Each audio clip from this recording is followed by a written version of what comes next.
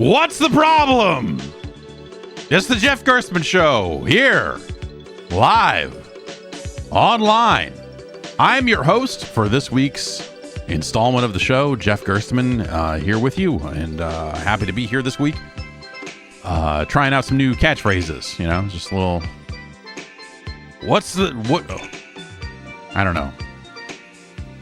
Maybe we need to start building a list here. What's the dealio? Can we bring that back? What's the dealio? Like, can we get back to those simple, awful times? Is that a thing? You know, can we get back to that? No.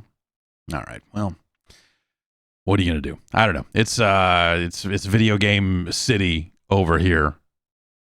I'm finishing. I guess I'm finishing some stuff up, and I feel like I'm ready for something else, but I don't necessarily have a next game. There's some stuff I want to get more time with, but and a game I am playing that I think we can talk about. Well, we can talk about it next week, but we can't talk about it on the podcast next week, I suppose, is what the embargo date is looking like here. But there's some new stuff coming up that I've been messing with, and that's it'll be exciting to talk about that stuff, if nothing else. And I don't know, around these parts, my daughter is given up on video games, I don't know, she's given up on Mario Kart after moving her over to Mario Kart 8, where she started, she got very frustrated with the auto steering and auto driving and stuff and wanted to turn that off. And then she played a bunch of that, but really spent most of her time on the character select screen staring at it, going like, which ones are the princesses? And showing her like, okay, well, this is Birdo. And there's these other three princesses, and there's kid versions of these three princesses, which she was not at all interested in. Earlier this week, she was finally just like, "Hey, I don't want to play this. I'm bored." And she turned it off and wanted to go back and play with her wooden doll. You know, it's like they're these thin wooden dolls that you kind of dress up. You put magnetic clothing on them, and they have little stands, and then we come up with names for them that are nothing like real names at all. But that's half the fun. And then I have to remember 5 names for these 5 different princesses. I've gotten pretty good at it, honestly. But yeah, at first she was like, I want to play Mario Kart 7 instead. I want to play other and I got the 3DS and turned it all on, gave it to her. She got to the character select. She got into like the first race, and then just like, no, and then was completely done, and now seems completely finished with Mario Kart. And I'm proud, trying to explain to her there's more courses on the course pass, the booster pass for the courses. There's more courses due to be released before the end of the year. But she just sees they put icons on the menu for courses that are not there yet. And I went to go pick one, and she's like, "No, Daddy, that's not you. That doesn't go." And I went, "No, there's a course." And then I hit it, and it pops up a little thing that says, "There's more tracks due to be released before the end of the year." And I was like, "Well, fuck this." But yeah, I don't know. It's interesting. I thought that maybe she would stick with that, and she started playing online, which was also a little scary. But she found the menu that would, in the online menu, it all looks like space. She was like, "No, if you go to space, it's more fun. I'm a grown up and I can play the space one." And I'm like, "I'm okay. Well, if you're a grown up, you can play the space one." And then she would get in, and sometimes it jumps you into a game that is in progress. And so I had to explain to her, like, well, you have to wait for the race to finish before it's your turn to race. And so she would sit there and watch it. Sometimes she could sit there and watch it. Sometimes she would like watch it for a lap and go, and then turn it off and then jump right back in. And sometimes she would just get lined up with a match that was about to start or whatever, and get some races in. And so she did some of that. And then, just cold turkey was just like these past 3 or 4 nights in the time frame between my son going to bed and her going to bed. There's like an hour or so, and that became like the Mario Kart time And now it's back to doll time. So that's actually way more fun than Mario Kart, because Mario Kart's fucking bad. Like I want to be like, yeah, no, it's a boring fucking game. You're right. It's like the dumbest. It's one of the dumbest games around. You can play as the princess, and that's nice. And I know you like that, but have you ever played Super Mario Brothers 2? No. She tried playing Super Princess Peach, and is maybe not ready for platforming.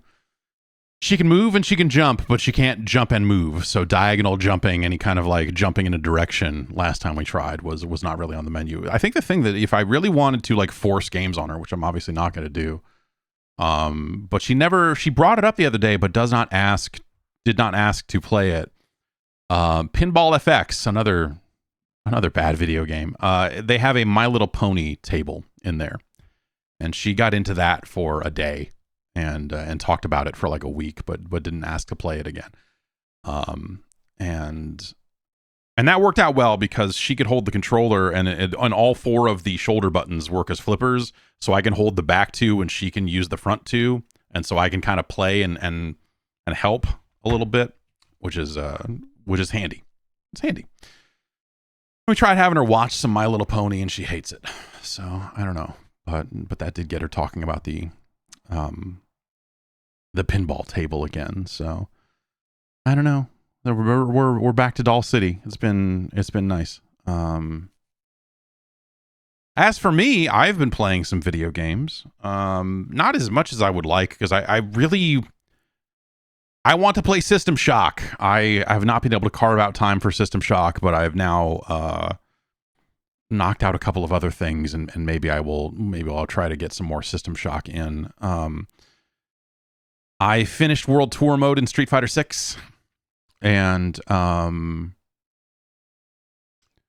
it's a very silly. Like the ending to that is very weird. There's like a couple of lines of dialogue along the way that are like, yeah, it's just all of this was a worthless endeavor, wasn't it? You were out there trying to find out the meaning of strength, and like, yeah, it was all fucking like basically saying, hey, it was a big waste of time. And you're like, maybe.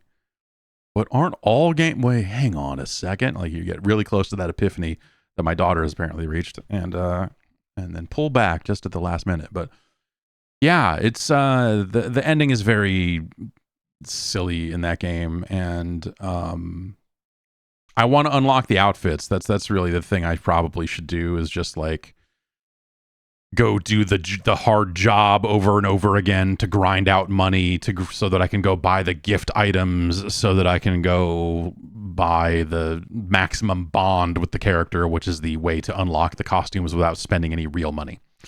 And I did that for Luke because I had all the money, but I don't know. I should do it for Honda because I started playing as Honda last week, and I'm having a good time with that. But I feel like I want like at least like the Ryu and Ken outfits, if nothing else. But I want all the outfits. I don't know. Yeah. So I finished that World Tour mode last night. It really, the back part of that thing, like I said when I wrote about it back at launch, like it hits a real weird patch near the end where it just gets fucking hard in a way that, like, it just has a really weird difficulty spike to it where it's like, oh, all these characters are suddenly like 8 or 9 levels higher than I am, and like now they're actually playing the game instead of, like, there's still really dumb stuff you can do to beat the AI in World Tour mode. Like, I think I beat the last round of the final fight, and by just doing fucking fireball, like Luke, the Luke's fireball over and over and over again. And they keep walking towards you and taking it over and over and over again. Or like jumping in the corner, like getting them in the corner, jumping straight up, coming down with like heavy kick, and then comboing that into something. I felt like I could do that over and over and over again to the AI as well. But it's weird. Yeah, I don't know. That stuff's like the actually fighting the AI is not, not that fun near the end of the game. Burned through all my energy drinks on the last tournament, but whatever. I'm done with it, so I don't, I don't really care. There's still some side quests and stuff. I do kind of want to go back and finish all the rest of the stuff off, but I want, because that's how you create your character, right? Is when you go through that world tour mode, you are gaining favor with the different Street Fighter characters, and that also unlocks their moves for use on your created character. And there are some moves that I feel like I should probably go and get. I would like to have access to some more supers and be able to mix that up a little bit, because Luke is the only one I maxed out, and so I have all of Luke's supers, and that's not that interesting. You just play as Luke at that point. So yeah, I want to go through and unlock. I want to see what JP's moves look like on your created character, because that seems very silly. But you don't even meet him until, yeah, the story in that thing could have, I think the end of it could have been, felt rushed. Felt like they got to a point where they're just like, all right, yeah, fuck it, man. Here, we're gonna have this area, and you're only gonna go here for the end of the game, and then just like boom, boom, boom, boom, and that's it. I'm like, oh, okay, wow, that really wrapped up fast. But yeah, I don't know. I still had a really good time with it overall. The World Tour mode, and I think that game's incredible. I think Street Fighter 6 is just an amazing fighting game. It is so much fun. And I need to spend some more time with it for sure. I finished the campaign in Diablo 4 again, with a real character this time. Last time I played it, it was, during the review sessions, and they shut those servers off, so that character was gone, and so I went back and did it all again. I think I'm like level 49 now, which, I don't know. I think the post-campaign stuff in Diablo 4 is really underwhelming. And just, it doesn't flow well at all. Like, you'll still have some side quests and stuff that you haven't done. There'll be some dungeons that you maybe didn't do, where you'll get some, aspects or whatever to put on some items, which I have not messed with at all. Because as a barbarian, it feels like almost all of the moves are for other classes. All the dungeons I find are just like, this one will give you a move that druids can do. And I'm like, well, fuck a druid. But, like Diablo 3 had all of its kind of post-campaign stuff, I think, was really, like, fun. It was really good at getting you into the action very quickly, where it was just like, hey, here's the stuff that's up right now. Go knock this stuff out if you want, and if you do these 3 things, you'll get a bonus, or and you could just kind of teleport there and get going. And right now it'll be like, here's the 8 or 9 things on the map that will reward you with the currency, like the post-game currency. And those things aren't fast travelable. They are not often, sometimes they're not all that close to a fast travel point. So you're like, oh, I guess I'll do this one. I guess I got to teleport here, and I got to ride my horse over here. It doesn't take that long, but it's the sort of thing that's just like, this could be, when you look at where Diablo 3 ended up, Diablo 4 is in a lot of ways a regression from, I think Diablo 4 is in a better place than Diablo 3 was at launch. Like, if we were just comparing like 1.0s or whatever, but like there's just stuff that Diablo 3 got so good at over the years when it comes to you just getting in and being able to do meaningful content that was leveling up your character and was like fun to engage with and whatever else. This doesn't feel like it has that. Also, they've put more barriers in your way to advance up the difficulty tiers now. So there's the kind of post-game currency building stuff with you're completing whispers you get 10 of these things and you can go get items. And you can do that over and over again to like get items. The first time I did it, I did get one item that was significantly better than what I was already wearing. And I was like, well, that's cool, but it's not always going to be that way, I'm sure. The thing you're really supposed to be doing is what they call a capstone dungeon. You complete that on the 2nd difficulty level, And completing that is how you unlock the third difficulty level. I went in there just to fucking take a look at it. I'm a little bit under leveled for it, I suppose, like 1 or 2 levels, but went in there, got fucked up real bad. And I'm like, okay, well, am I going to have to get a group together to do the capstone dungeon? If I keep leveling, will I be able to solo it? Like, it didn't, I don't know. It was not immediately obvious, like, what the right way to do that. Well, I mean, I'm getting a group is probably like the right way, but I'm wondering, like, is it something I can solo? Because I would like to unlock the additional difficulties and work my way up that tree. That was some of the most fun I had in Diablo 3 was unlocking like ridiculous high tiers of like torments and difficulty and all this other stuff. And you're just like getting crazy drops and you're leveling your paragon points really quickly and, just fucking busting through stuff. And it's like really engaging at that point, and to see how high you can go,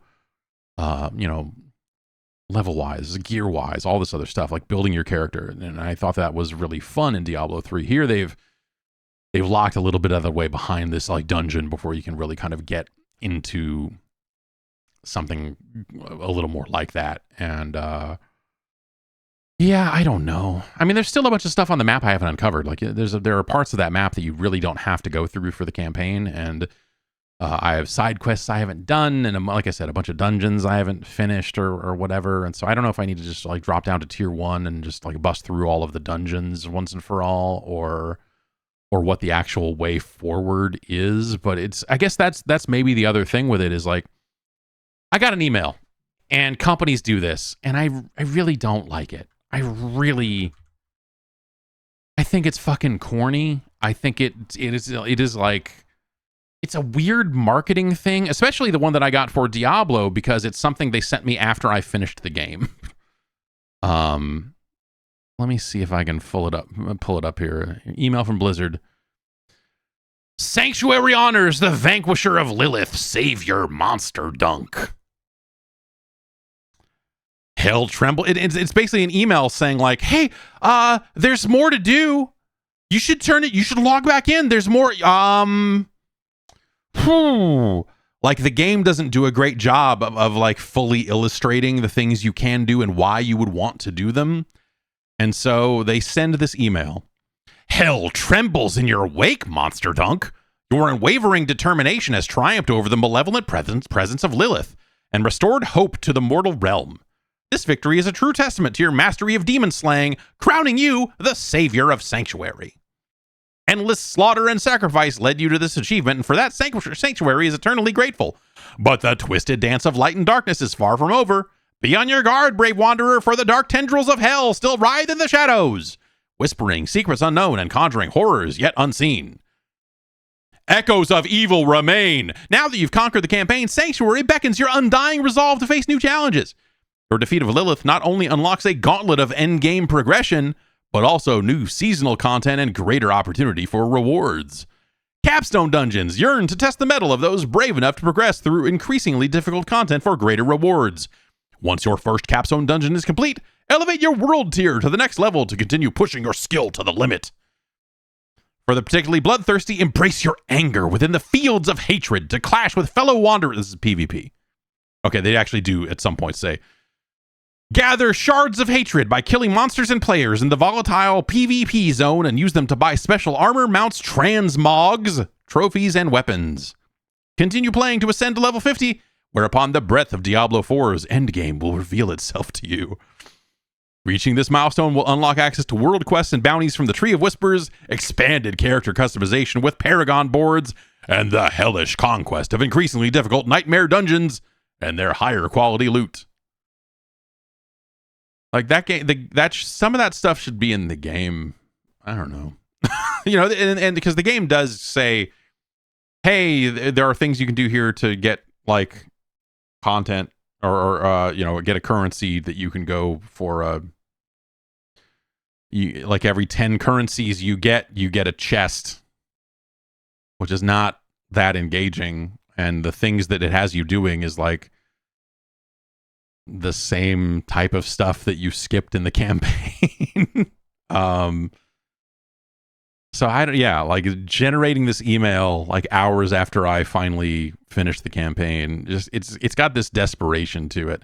And you see people, I don't know, I am of two minds of this stuff, where like Diablo 4 is one of those games where if it were on Steam, you would see like hour count 300 hours. This is the worst game I've ever played. Like people play it all the way through and then go, God, this is awful.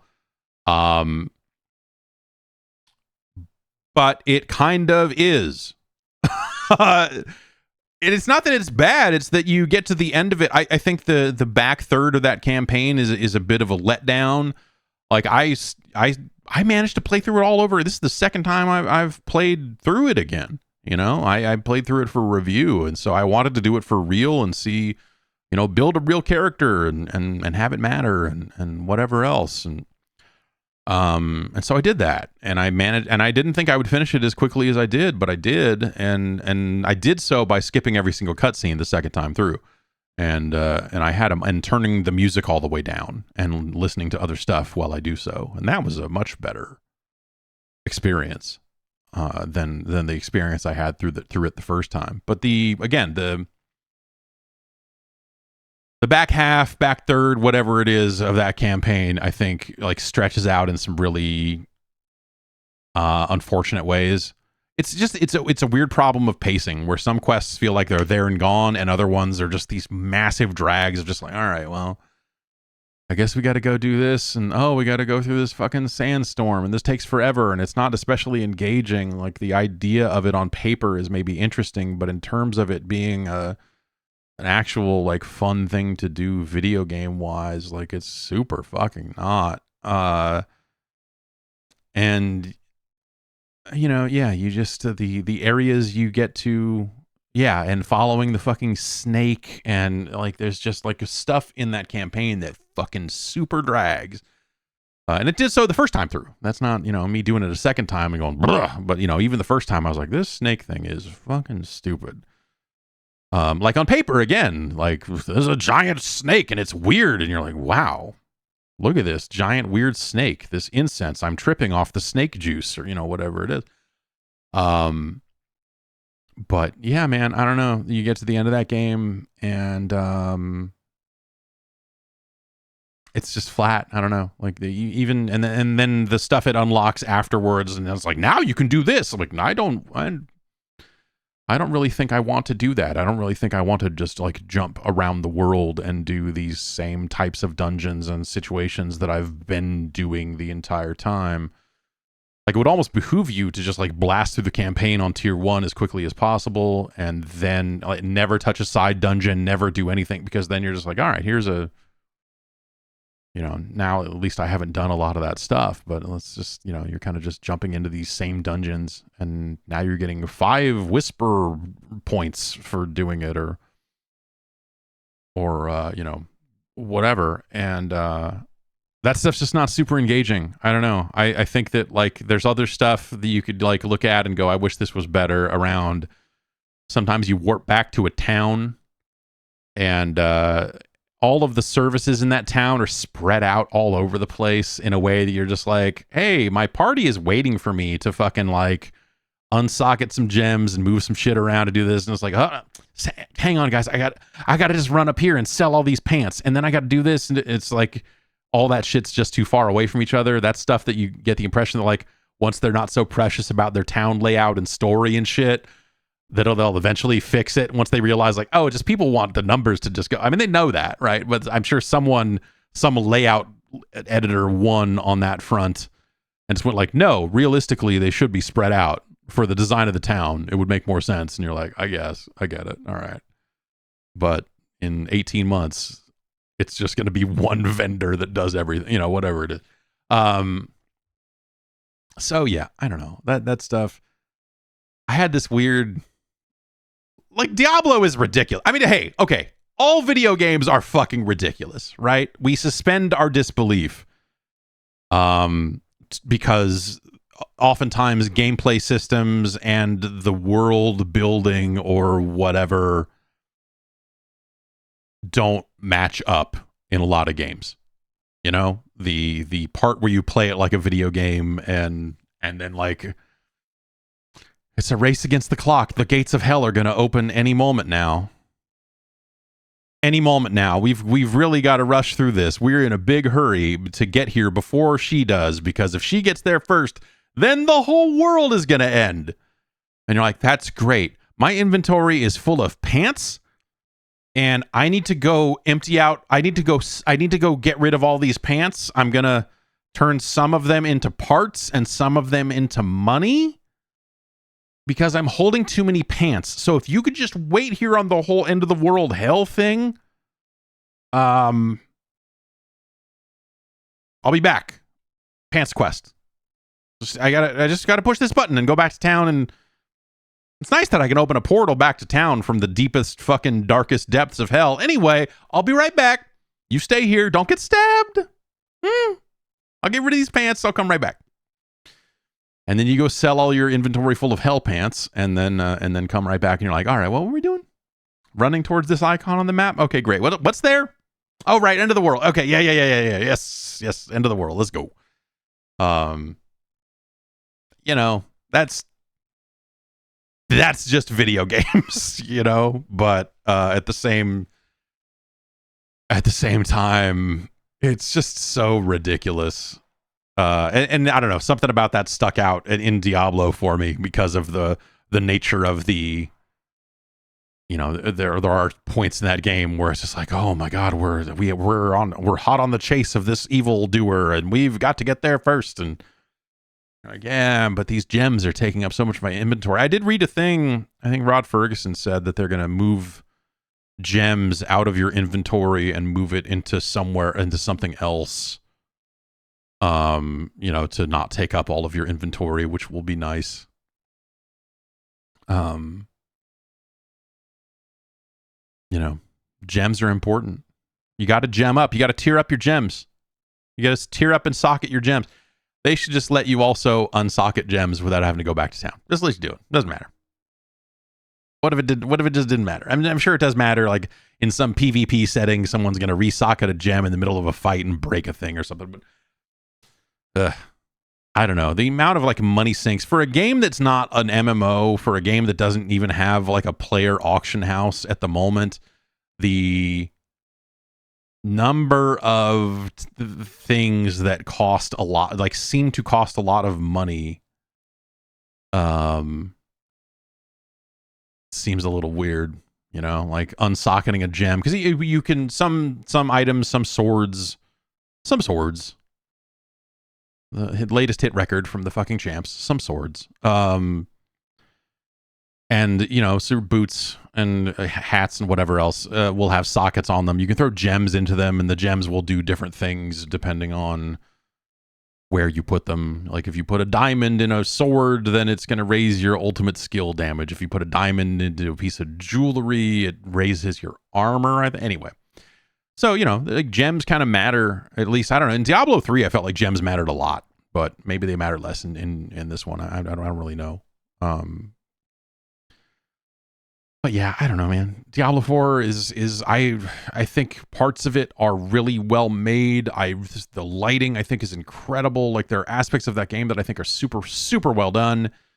And then there's just parts of it that you're like, man, like, it feels like a game at times, and keep in mind, I'm talking about a game that I've finished twice, so I do like it. But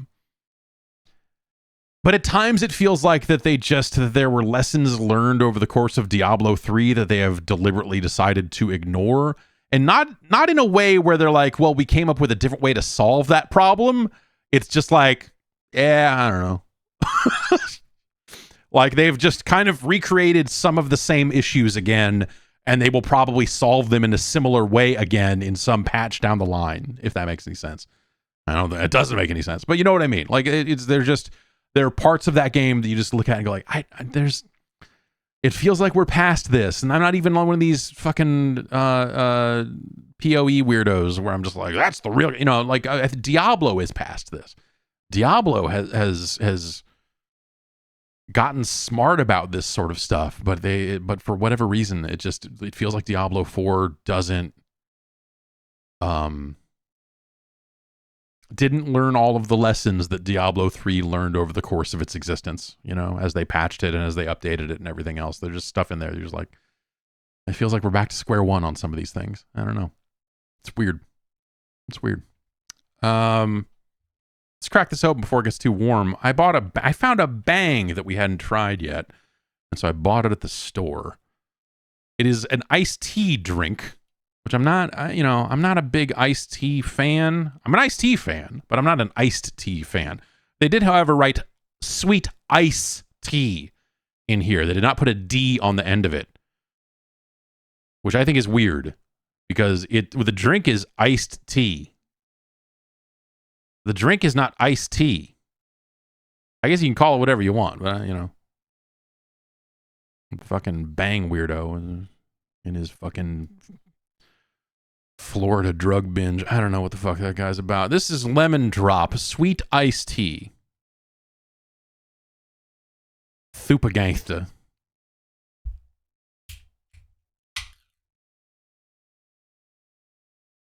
Oh, it smells a lot like iced tea. Like a strong, I'm not getting a lemon scent off of this. It is just like a face full of iced tea. And then almost like a weird cola smell. And it's strange.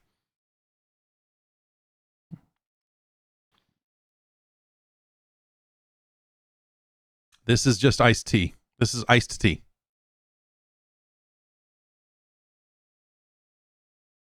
Yep. Not carbonated.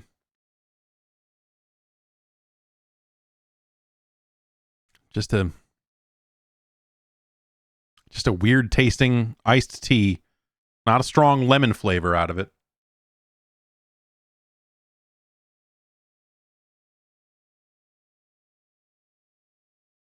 Yeah, I'll have some iced tea from time to time.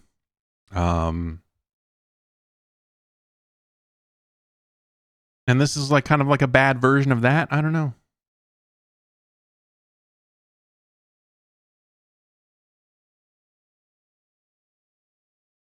Mm. Mm.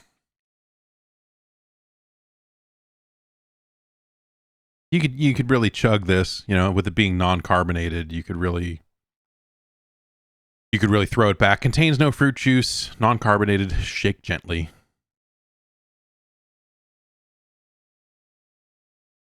This has 300 milligrams of caffeine, much like the other bangs.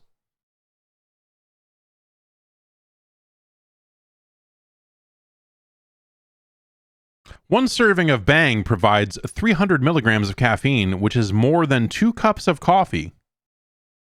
Isn't that more than like 4 or 5 cups of coffee? I guess it depends on the coffee, maybe, and how big your cup is, but...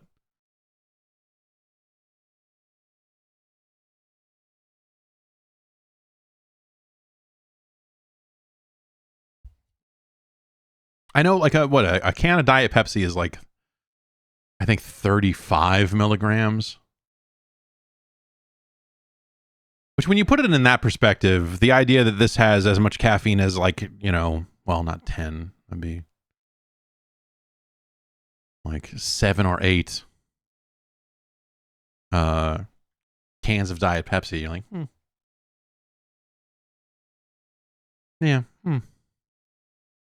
Let's bring up the list real quick and just add this to the list before we move on. Okay.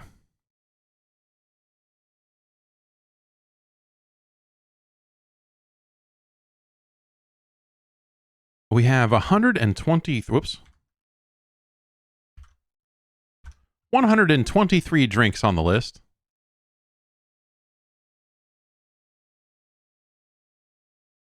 This is, I'm going to say, a relatively inoffensive beverage. I don't know that I would ever drink one of these again.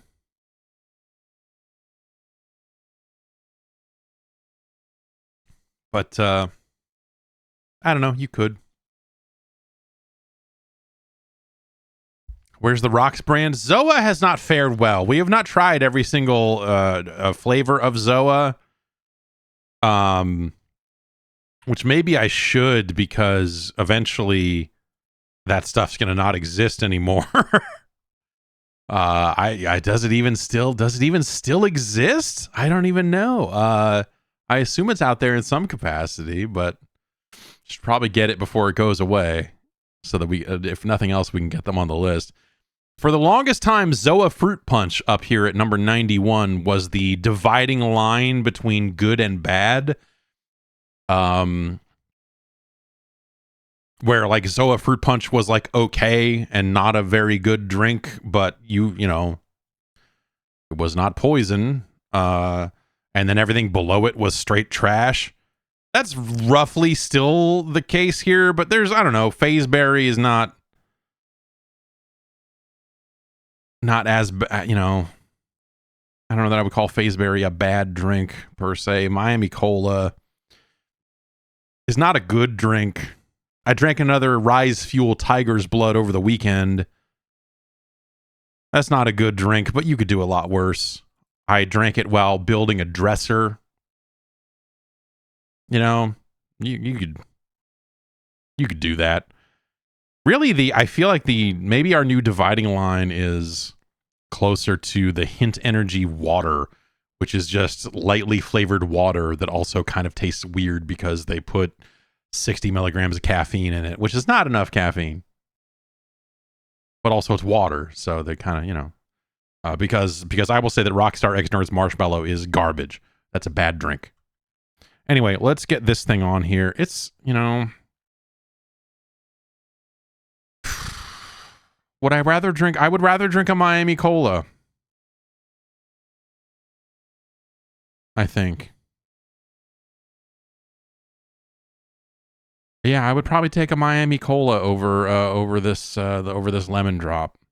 The Pineapple Paradise is a pretty rancid beverage. And whole lot of it is definitely better than Bang Whole Lot of Chocolata, which is like a can full of cancer or something. I don't even know what the fuck that is. It's a horrible time. Okay.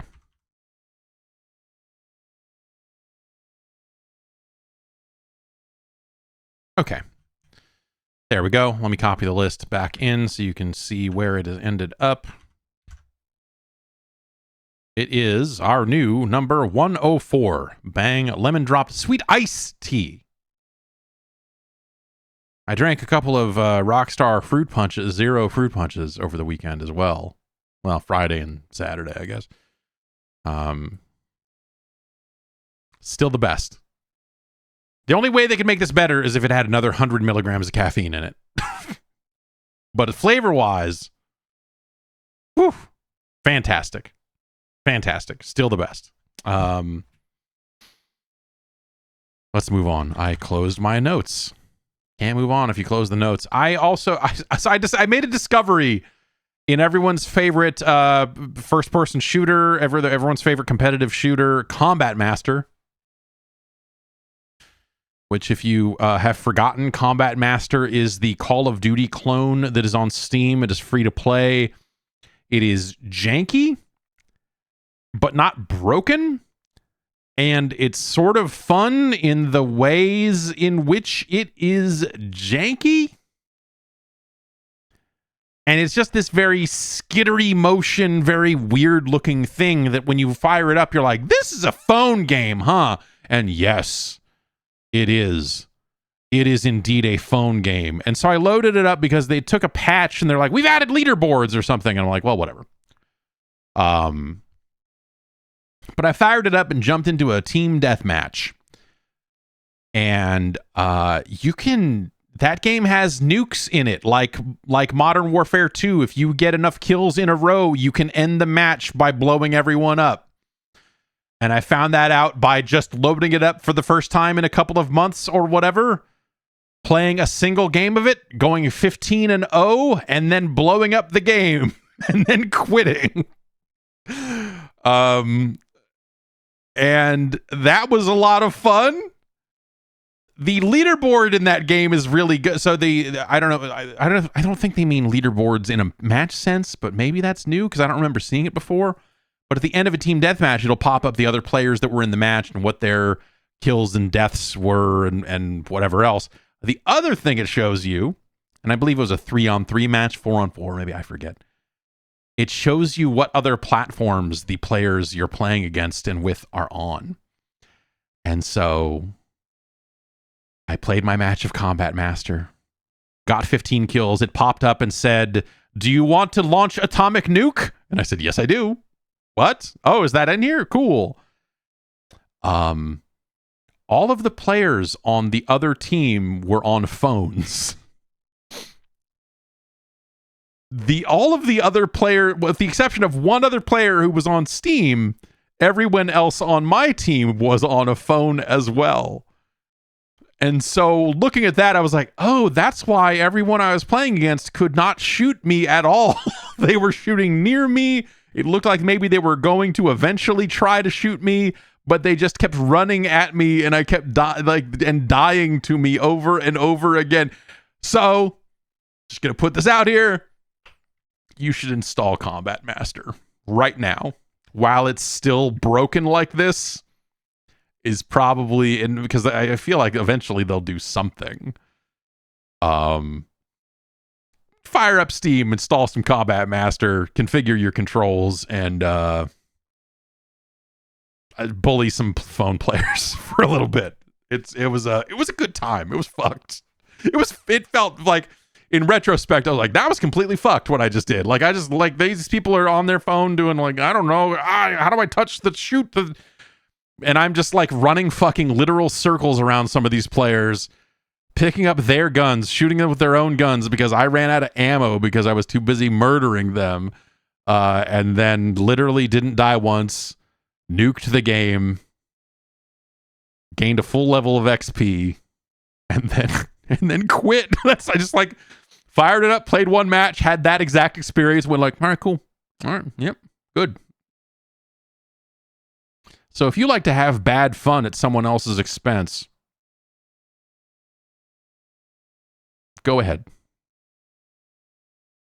Ruin someone else's day with Combat Master now on Steam. And then, as I said, I played some System Shock. We streamed some of it a while back, and I did dip back into it a little bit, but haven't really been able to spend as much time as I want with it. I think that game looks great. Like the textures, the when you get up close to things are pixelated and blocky in a way that evokes what PC games used to look like. But like from a distance, it looks like a lot more modern than that, and it's really neat. It's a really neat look. And I don't have much experience at all with the original System Shock, and so for me, it's like, you know, all you really know is like, oh well, you know, you put 451 into this door, and then Shodan's an AI, and you're like, okay, well, and so getting into it for pretty much the first time. And having played other immersive sims over the years, right? But, you know, like going back to the game in a way, going back to the game that started it all, even if it is a remake of that game, you really see some of the stuff about like, oh, yeah, okay, I could be quiet here, or I could be loud here, oh, look, there's an area I could crouch under and do this, or hack this door. You know, you start to see the kind of immersive sim things. That have become the tropes of the genre, I suppose. I love the look of it, and I've had a really good time with it so far. Do give it a look. It is going to come to console eventually. I feel like I probably would have finished that game already if I was willing to play it with a controller, and maybe I just need to kind of bite the bullet and install it on the Steam Deck and try playing it there. Because I mostly am playing games like that at night, and there's a kid sleeping here, and the mouse and keyboard is too loud for him. So it's hard for me to get time in on that type of game at the moment. But yeah, I definitely want to spend more time with that because it seems so fucking cool. And then I played a little Stunt Derby. The Steam demo week is on, and there's hundreds of demos. I have not spent much time with it, with demos there. I think there's a viewfinder demo, which is probably worth looking at because that looked really cool. Stunt Derby is the game that Danny O'Dwyer is working on as part of the No Clip collective. And it did you ever play Stunts? The DOS game Stunts? Had level editor and all these weird physics, and you know that is this game is a lot like one of those in the ways that matter, but then also, you know, and it's got a lot of online stuff, and I haven't really messed with the online much, but he's going to be streaming a bunch for this week, so there should be some people playing it. But you can jump in with 100 AI cars and all try to race the same spot. Yeah, hard driving, the arcade game is, you know, the polygonal arcade game is maybe, I would say Stunts is maybe derivative of that, and vice versa. But you know, the level editor in this has like a very Stunts kind of feel to it, to me. So if you go looking in the directory for it, it's literally stunts.exe. So I don't know. Yeah, maybe we'll get Danny back on the show and talk to him about the process of making a video game. But yeah, you can get in there and make tracks and do all this stuff. That's a pretty neat thing. You should give that a look. But you know, I also I've known Danny for a long time, so you know, it's worth looking at. It's a demo. And so on and so forth. And that's pretty much it. You know, again, like there's another thing I'm playing that we can't talk about yet, but, and I will have a lot to say about that when the time comes. More by the day. And then I don't know. I haven't had time. I know there's a Final Fantasy demo out. I haven't really had time to mess with that, but that's out like pretty soon. Right? That's out this week, huh? Jeez. Yeah, maybe I'll email them and see if they're. I mentioned they told me that they had sent review codes out. I'd heard already that maybe some were getting out there, and they were like, when I went to go see Foam Stars. You might have heard that some people have codes. I was like, yeah, can I get one? And they're like, we don't have a ton of them. I'm like, okay, all right. But maybe they'll have more post-launch. Sometimes that's, you know, that's a lot of the weird, you know, I think people think that, and it kind of is this way, but then some companies don't like to do things that way, where some companies keep very close track of how many codes they give out for review purposes and make the people in charge of distributing them really justify the number that they ask for and why and who. And it's a lot easier on some platforms to get, or rather, it is you have a limited number of codes that you'll get access to prior to your game's release, and then after release, the floodgates open up a little bit depending on platform. I think Xbox used to be very weird with code generation, and then at some point they realized that was getting in the way with a lot of third-party devs, and I think they just opened it up and said, like, yeah, man, now you can just push a button and get 1,000 codes, and if you need more, fucking email us and we'll let you push the button again, or whatever it is. But yeah, it's something that they kind of have that contribute to costs. Hi, I can Mommy will come open the door for you in a minute, okay? I'm in the middle of doing my silly thing here. Yeah. Did you have fun? Yeah. Okay. See you later.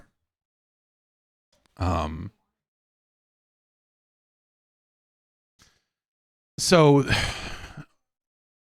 some companies treat codes as a fixed cost, as if they were physical copies of a game, and charge a different department. It's like a lot of like accounting inside of different parts of the company, right? Where they're like, oh, if you're going to distribute this many codes, then your team's going to have to pay this amount of money to this team. And so it all becomes money at some point, even though it's not a physical good. It doesn't really cost them anything to give them out, but they've decided to run accounting in such a way that they can then limit code distribution or whatever. And sometimes honestly, like, they want to limit code distribution to people that they think, oh, well, we're gonna, ahead of release, we're only gonna send it to people that we think will be receptive to what the game is. And there's like those somewhat more insidious things as well. That's why you will have embargoes that include don't talk about having the game and set your profile to private and blah, blah, blah. A lot of times that's not for you. That's not to keep you from knowing that reviewers have the game. It's to keep other reviewers from knowing that some reviewers have the game. If that makes any sense, because sometimes the last thing people in those positions, and I get it, I totally get it. I am sensitive to it. I understand. Sometimes the last thing that people in those positions want is another 5,000 emails from every other YouTube channel, everyone across the board going like, hey, I heard you got codes. What's up with codes? Can I get codes? And so they want to just deal with a smaller pool of people for those reasons as well. And then post-release, it becomes sort of a different thing, and, again, like, different companies handle it all very differently. Like, I used to be able to get codes for Call of Duty pre-release. Now they send them on launch day about 12 hours after the game has been out. And so I buy Call of Duty every year.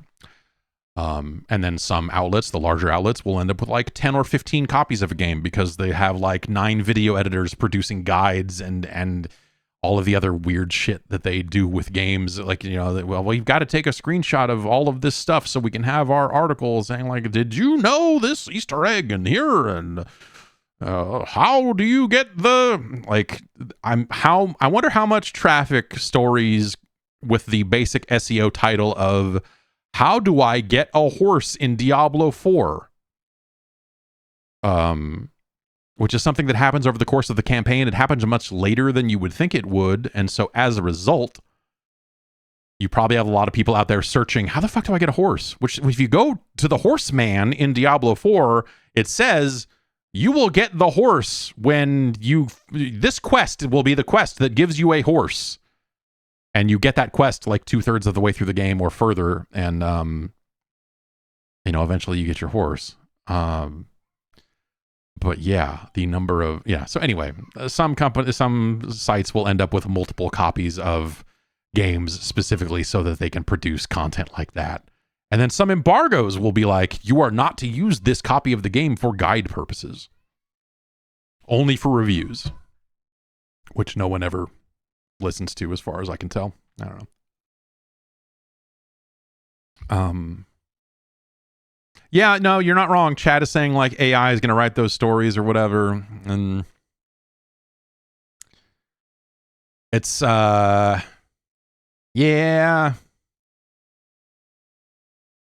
Some of those stories, the thing I always wanted to do was write news and write guides in ways that were very human and not there just to drive some SEO number, which is, I know, antithetical to the whole point, I suppose. But, it's the reason why news stories that are like, the only piece of information is one sentence that says they announced a release date for this game and it is this. It's why there's like 4 paragraphs of text on either side of that information, because they've got to SEO it or whatever. Anyway, whatever. We've talked about this to death. Point being, I have not played Final Fantasy, so I don't know. I'm interested in it. I don't know. Like it's weird. It's weird for me. The idea that it's a Devil May Cry game And I know that like Final Fantasy has been kind of changing over the years, and it's not just the same turn-based active time battle, whatever you want to call it, role-playing game that it was back on the PlayStation 2. But something about them saying Final Fantasy 16 is a stylish hard action game now, like, doesn't sit well with me for some reason. Like that information, it feels wrong. It feels like, hey, you should, these were role-playing games. Why? And I guess it's the sort of thing where I just look at it and go like, why would a numbered Final Fantasy game be like this? And the answer is like Final Fantasy 15 was like a bad one, you know, like a bad version of one of those in a lot of ways. I was hoping I would like Final Fantasy 15 because it was kind of moving in this more action direction or whatever. Like there was something about that was like, well, yeah, I don't want to fucking slog through a fucking 70-hour fucking role-playing game and turn-based this and that and fucking sphere grids and all this other horse shit. So if I could just run around and cut motherfuckers with a sword and then watch some fucking cutscenes, I'll do it. But now they're doing that, and something about that feels blasphemous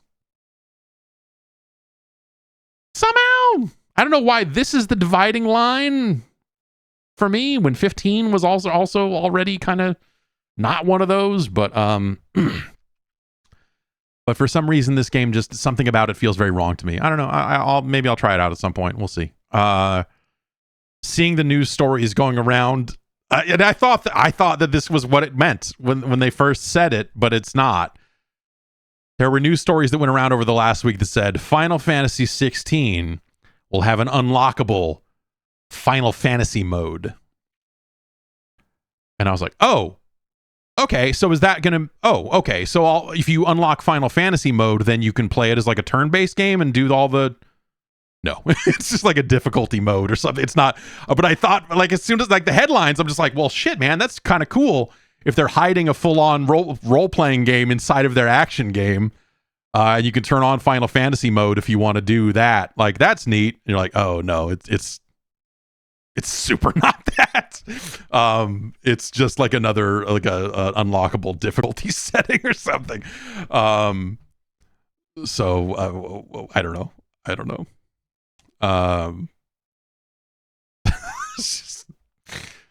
They should put that in there. They should put in a role-playing game mode. Whatever. Every game's a role-playing game now, right? I leveled up in Combat Master. Combat Master is a role-playing game. I dropped the nuke on those guys, and I leveled up. Here's some skins. And here's the news.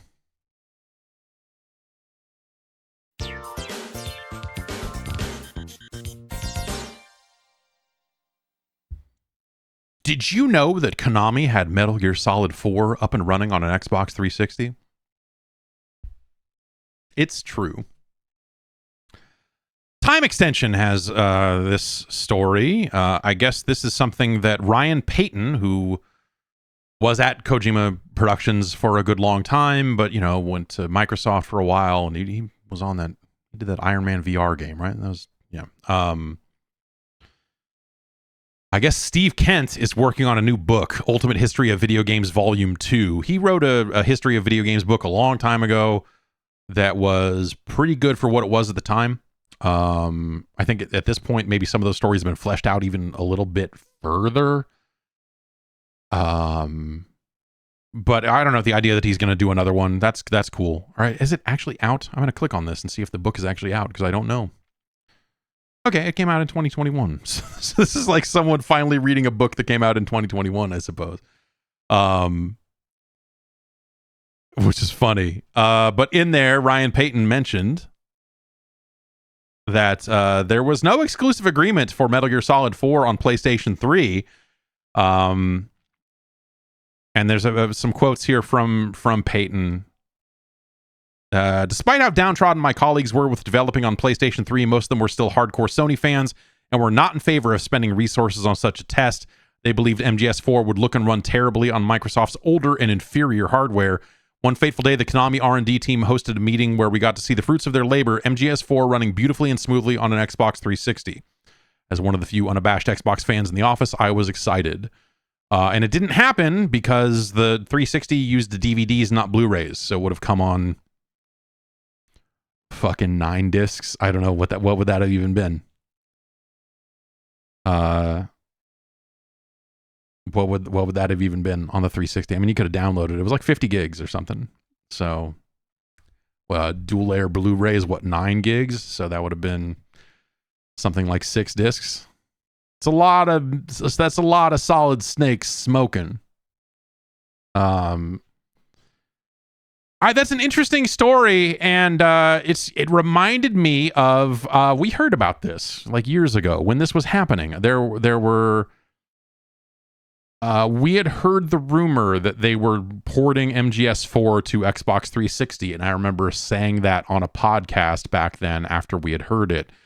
And it was one of those stories that like Sony, people were like, that's not happening. That never happened. And in the years since have become like this. See, you were fucking wrong about that. There's no way that would have ever happened. Kojima hates the Xbox. And we would never betray the Sony brand. You know, like whatever weird fucking fantasy people have built up in their mind. But we had heard it pretty firmly.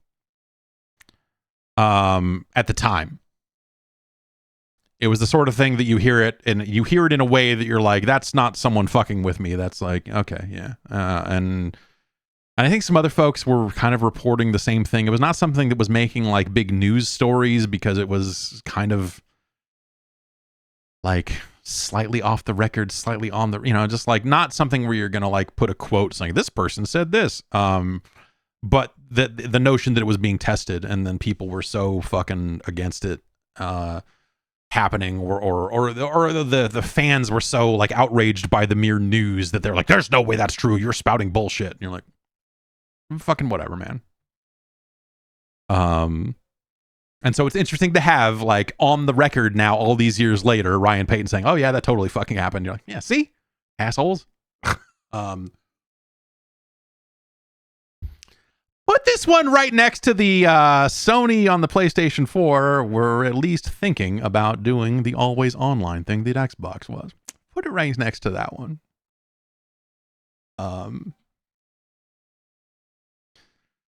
Let's see. What else is going on? Hey, it's Jedi Survivor patch day. Patch 6 is out.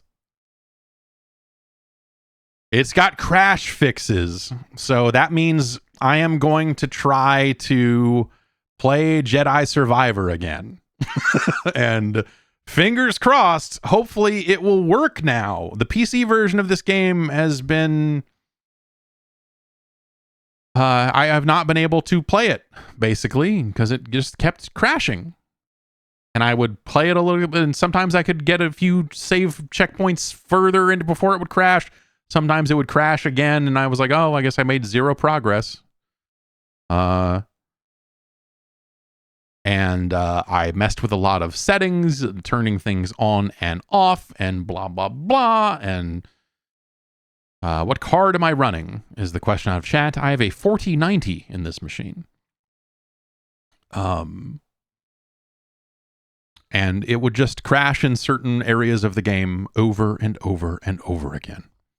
And so it's been a long time since there was a big meaty patch for it. And so I've had it installed sitting there going like, well, fuck, man, come on. So hopefully this patch gets it where it needs to go. I would like to, I had a really great time with that game. It seemed like it was a lot of fun, but I've been unable to, like, I'm probably only a third of the way through it or something, if I had to guess, because I just stopped. I was just like, man, fuck this. I'm sick of like fighting the game for it to run. And so I gave up on it, but it downloaded this morning. I want to say it was about a 3 gig patch. That's a good size. That sounds like some crash fixes, huh? There's a longer list of fixes that are more specific that are like, oh, bounties are less broken now or whatever. But the email they sent out for it also ended with like, we're continuing to work. I'm like, fuck, man, that sucks. It sucks that it's not just done. But hey, I'll try it. Maybe we'll play some of that tomorrow. I don't know. Maybe we'll stream some of that this week. I don't really know. Let's see. Nintendo has announced that they're going to have a Nintendo Direct tomorrow morning. Focused on things releasing this year. They mentioned Pikmin 4 as one of those games. I imagine that this is where, everybody 1-2 Switch is like 10 days away from release, right? So I would think that maybe they would spend, a good half hour on that, really deep dive into everybody 1-2 Switch. I don't, is there even going to be a new announcement here at all?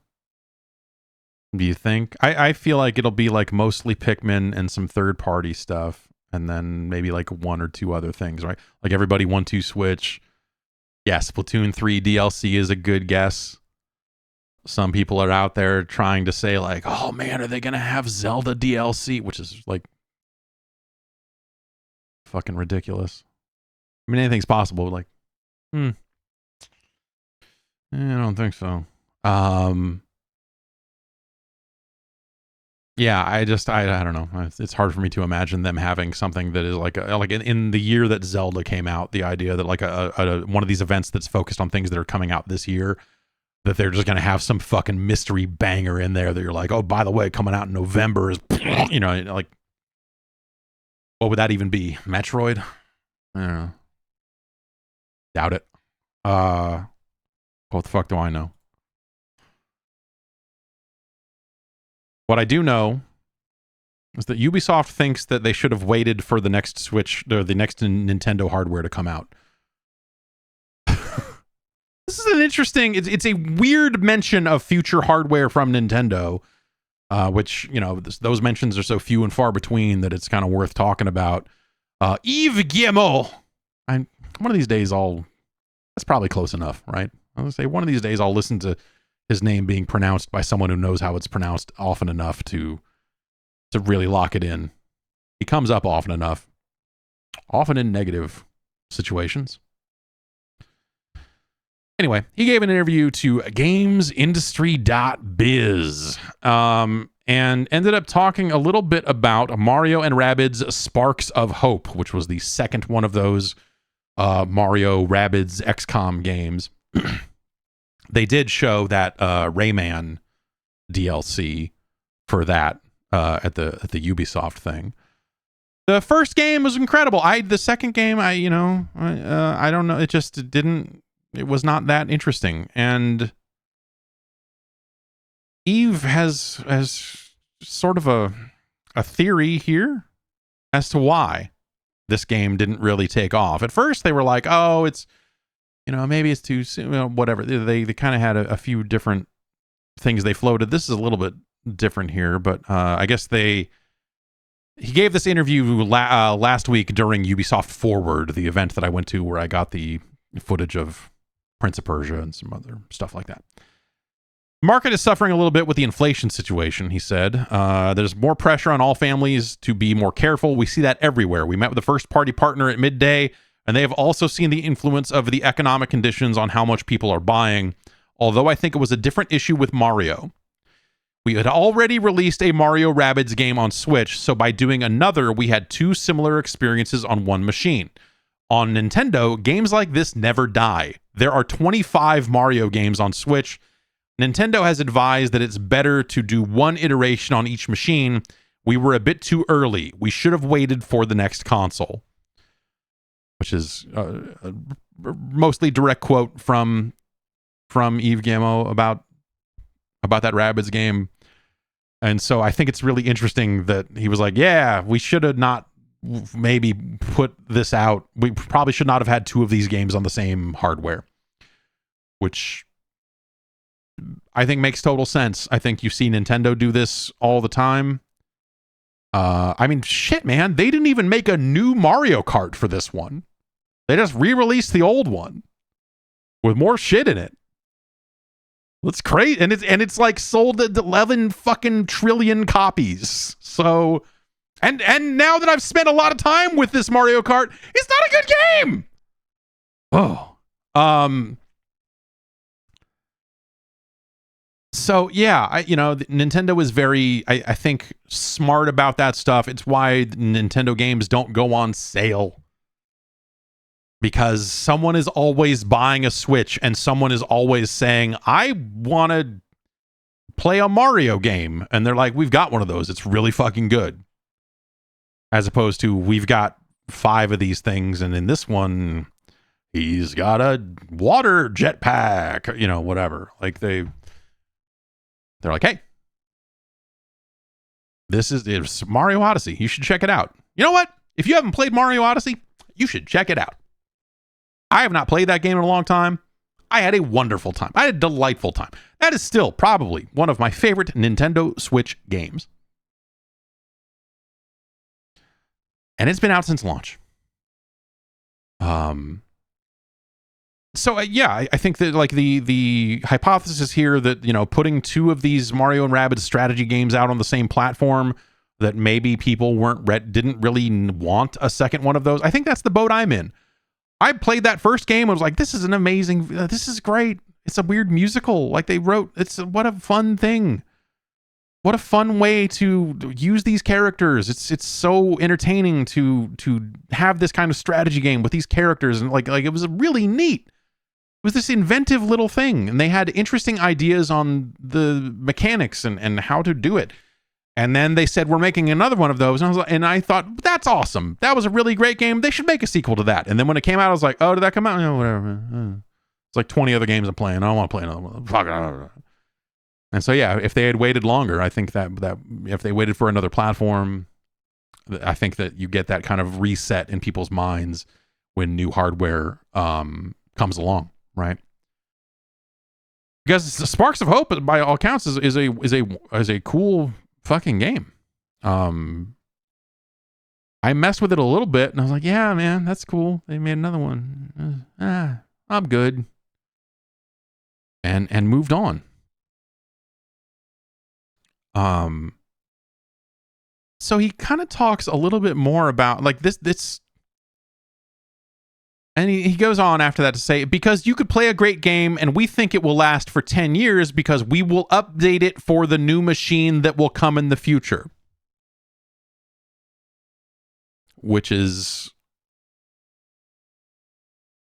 if we take that at face value and assume that he maybe knows at least a little bit about the direction of where Nintendo is going, which as one of the premier third parties in the industry, he would be in a position to be at least lightly read in on what Nintendo's plans are, if they have shared them with anyone outside of Nintendo. He seems like he would be a person who would be on that short list, because Ubisoft they make them some third-party games and they ship them at the launch of a new machine. You can count on them for that. So you have to then ask the question, does he know? Would he know? Would he have specifics? Maybe he knows what they're thinking. Maybe they've had some light conversations, like maybe, but I do think that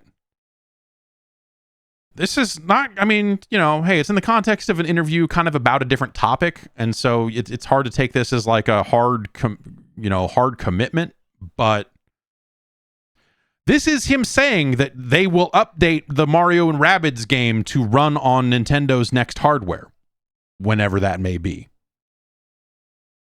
The quote is, we will update it for the new machine that will come in the future. So at that point, you can start to infer that the two machines will be similar enough for that to be a reality. Architecturally.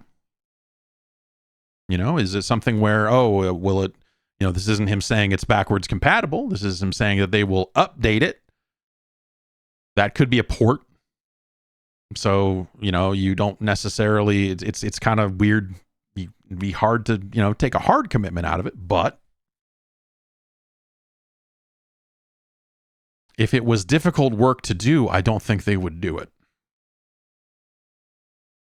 Is, I guess, my point here. The rest of the interview kind of gets into, some of their mobile strategy and, Assassin's Creed coming to phones and the Star Wars stuff and a little bit about E3. This is interesting. He says, I miss E3 a lot. I think it's a shame the industry isn't putting more effort into getting together to show their games. At the same time, as there are not many publishers out here, we can spend more time with the journalists. They can spend hours with our games, having also done that with Microsoft and Summer Games Fest before. But we don't get the same level of mainstream attention when it's only 2 or 3 publishers. Yeah, that's true. Yeah, so I mean, if that's interesting. So that's a head of a major third party saying that he doesn't feel that they get the same level of mainstream attention, and that's something that they would crave. Because it's hard to know sometimes. E3 would get its mainstream attention, but like it was always this very half-assed sort of like. Again, it was like the guy on the show floor going like, video games aren't just for kids anymore. Here at the Electronic Entertainment Expo, people are playing the future of video games. And then they show people running through the door to get in line to play the Wii. And they go, what do you think about it? And then it's always like the worst person that they could have found who was just like dripping sweat going, I think the video games are good. And then they talk to some guy in a suit who says like, the industry is growing by leaps and bounds. And they're like, well, that's just great. Anyway, it's not just Pac-Man anymore. Now it's Lara Croft, and they've got some Lara Croft cosplayer standing next to them, and then he goes like, "Ha, Boob City. All right, back to you." And it's just like whatever. I don't know that that's like hugely beneficial coverage of the industry with the mainstream the mainstream coverage usually ends up looking like, but interesting that it's something that he notes that it is not there. Without E3, without a big show being there, I guess. Yeah.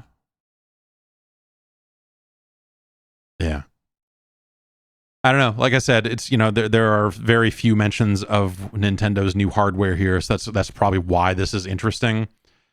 And the idea that they are looking at re-releasing or updating whatever form it ends up taking, that they're going to take this Mario Rabbids game and make sure that it runs on the new hardware and that it is theoretically upgraded for the new hardware.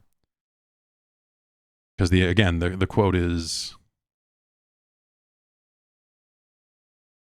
we will update it for the new machine that will come in the future, which that could kind of mean whatever. But interesting either way. Also, just kind of, on the Summer Game Fest interview tip, Matt Booty spoke with Steven Totillo over at Axios. And a few little kind of tidbits out of that have been kind of getting broken out. But,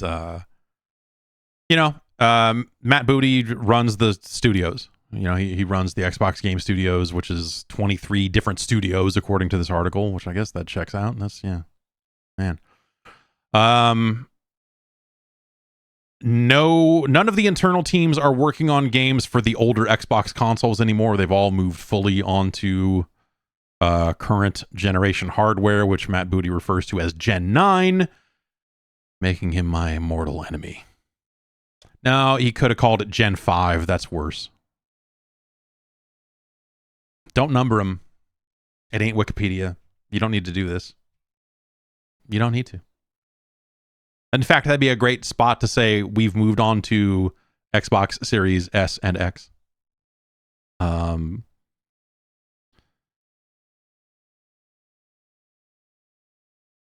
And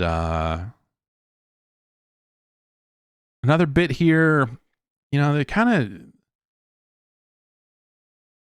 Totillo asked some questions about Halo, which I thought were interesting, but also at the same time, it would be a very weird time for them to announce or make a new Halo. So like some of the questions are around like, hey, Halo wasn't at the showcase. And you're like, yeah, that's because it just came out. And I think his answer was around, hey, we've got 20 something studios. Like there's a lot of other games for us to show.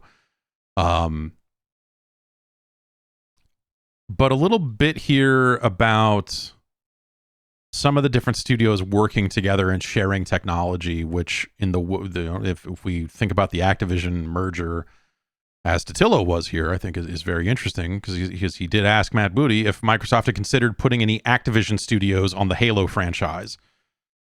Assuming that they end up purchasing the company that makes Call of Duty, do you then take some of those first-person shooter resources and put them on Halo? Booty's response was, if something like that were to happen, it would have to come from the studios. It's unlikely we would come in and dictate that from the top. And I guess I just hadn't considered that. The idea that, like, oh, right, if you get the Halo and Call of Duty franchises under one roof, you do get, there's probably some benefit. Do you end up doing something there engine-wise to make the tech similar? Do you, and what are there things you would do there to help the thousands of people that work on Call of Duty every year? The 9,000 or whatever, I don't know, the 24 different studios that work on Call of Duty. Would you end up doing something there with Halo to end up just making it easier for those studios to contribute if they could? Not to say you would go in and make Halo feel even more like Call of Duty, but Halo has definitely moved in a direction where it is a lot more like Call of Duty than it was back in the Halo 3 days. So I don't know. There's maybe something to that conceptually, but who knows? Matt Booty does kind of go on to give another example of studios kind of naturally sharing technology. The Axios story says Booty has seen more internal buy-in for studios to support each other given the challenges of remote work. A positive example, Microsoft's Coalition Studio has been sharing with other teams its expertise using Epic's Unreal Engine 5 game development tech. Which, yeah, I mean, Coalition being the Gears studio, the people that have worked on Gears for a long time, or there are still some of those folks there, I'm sure. And they have probably become quite the Unreal Engine experts. So them moving to 5, they would probably have a lot of learnings that they could share with other studios along the way. That makes a lot of sense. But you just wonder, in terms of just like, hey, what do you do? What do you do in a world where you own both Halo and Call of Duty? Probably nothing. I mean, you make both, right? That was always the thing. I think about it a lot because it comes up a lot in situations like this. It feels like video games are always doing this, whether it's mergers or acquisitions or whatever. But I remember it was some hypothetical that had come up around the time. I think it was the time that IGN was getting sold to Fox or whatever it was.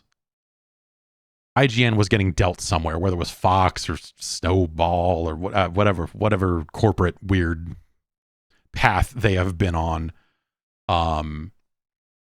This probably would have been in the mid to early 2000s that I had this conversation. But I remember asking Vince Brody, one of the founders of GameSpot.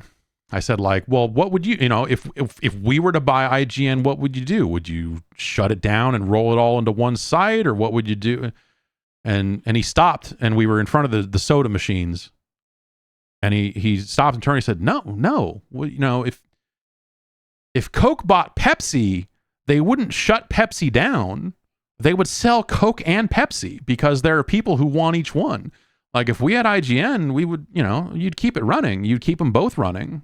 Which I think is a short-term answer. I think long-term, you would probably eventually shut one of them down. Because this was also not long after GameSpot and Game Center were under one roof, and they laid off the entirety of Game Center. But Game Center was not on the level of IGN or GameSpot. Game Center was a significantly smaller site. Like that, we ended up hiring, I think, 2 people out of Game Center after they shut it down. And we thought we were all going to get laid off because we got bought by CNET. CNET owned Game Center, and we were like, man, we're fucked. They already have a game site. And then at the same time, we were like, yeah, but their game site kind of fucking sucks, dude.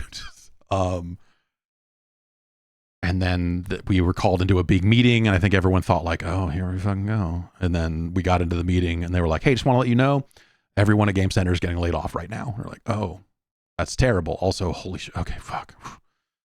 Because I think a lot of us thought we were going to be out of work soon. Anyway, the thing, yeah, long term, it probably makes sense to merge some of those things. I think in a GameSpot IGN situation, but not in a Halo or Call of Duty one. Like, you don't gain anything. Like, maybe you gain something by maybe sharing as much technology as you can to try to make those games easier to make. And for the technological advancements to work their way into as many different products as possible without each team having to solve the same problem over and over and over again. But you wouldn't take one of them away. You wouldn't stop making one of them. If anything, I wonder if you could ever get into it, and the answer is probably no, right? I think this would be cool as a consumer and as a player. I think it would be really neat if they got into a rhythm with it. Not entirely like a Mortal Kombat and Injustice or something to that effect, where you've got a Call of Duty year and then a Halo year. And so you're more frequently making Halo games. Maybe that'd be too frequently. I don't know. Like Halo has never been a fast series, right? I mean, Infinite is technically Halo fucking 6 or 8, I guess, depending on if you count Reach and ODST as whatever. But I think Call of Duty would benefit with a longer cycle. I think Halo would maybe benefit with a shorter cycle, if that makes any sense. But I wonder if you could do that. I wonder if you get to a point where, like, hey, we're going to put out a first-person shooter annually, but some years it'll be Halo and some years it will be Call of Duty. I wonder if that would ever work. But at the same time, Halo ain't Call of Duty. Both from a, just the franchise and how frequently it comes out or whatever, but I'd be curious about the numbers, sales-wise.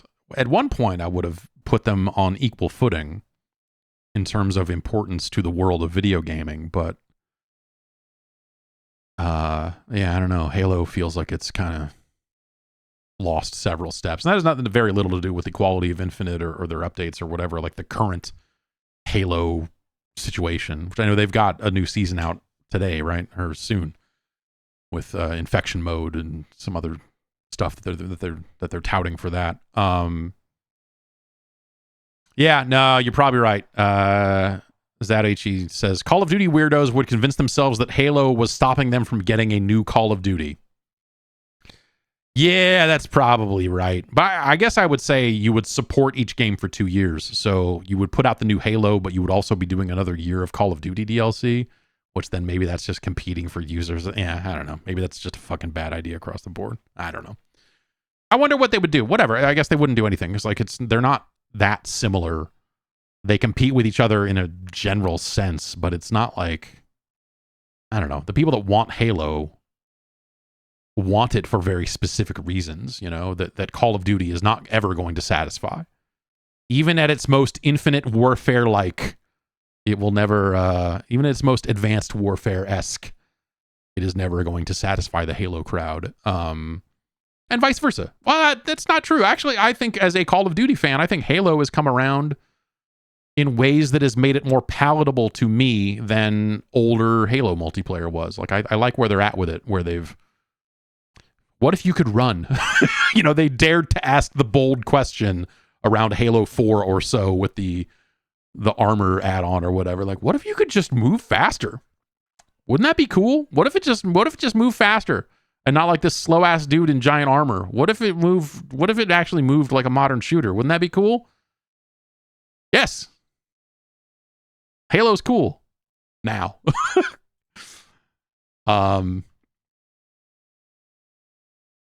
There's a little bit more Halo talk in this interview here.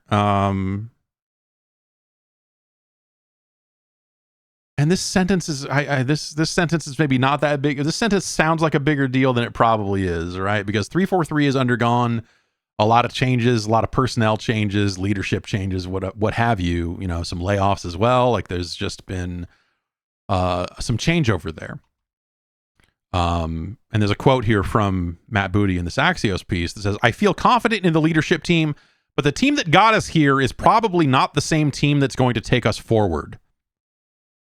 And it doesn't mean that 343 is not going to get the call, or is going to get yanked off the project or anything like that. I just take that to mean like, yeah, a lot of the people that were instrumental for, in good and bad ways, probably for Halo Infinite are gone for one reason or another, right? And the Axios piece says cuts were a byproduct of challenges across Microsoft and across Xbox last year. And Booty says the team's current smaller size matches where we're at in the production phase. So yeah, maybe they don't need to be quite as well staffed at the moment, but Steven Totillo did ask whether there's a new Halo game in development, and the article just says Booty offered no words, just a long vowel sound halfway between a long A and a long E as he dodged the question. But he affirmed that 343 will continue to work on Halo, even though the other outside studios may also get involved. That's really funny.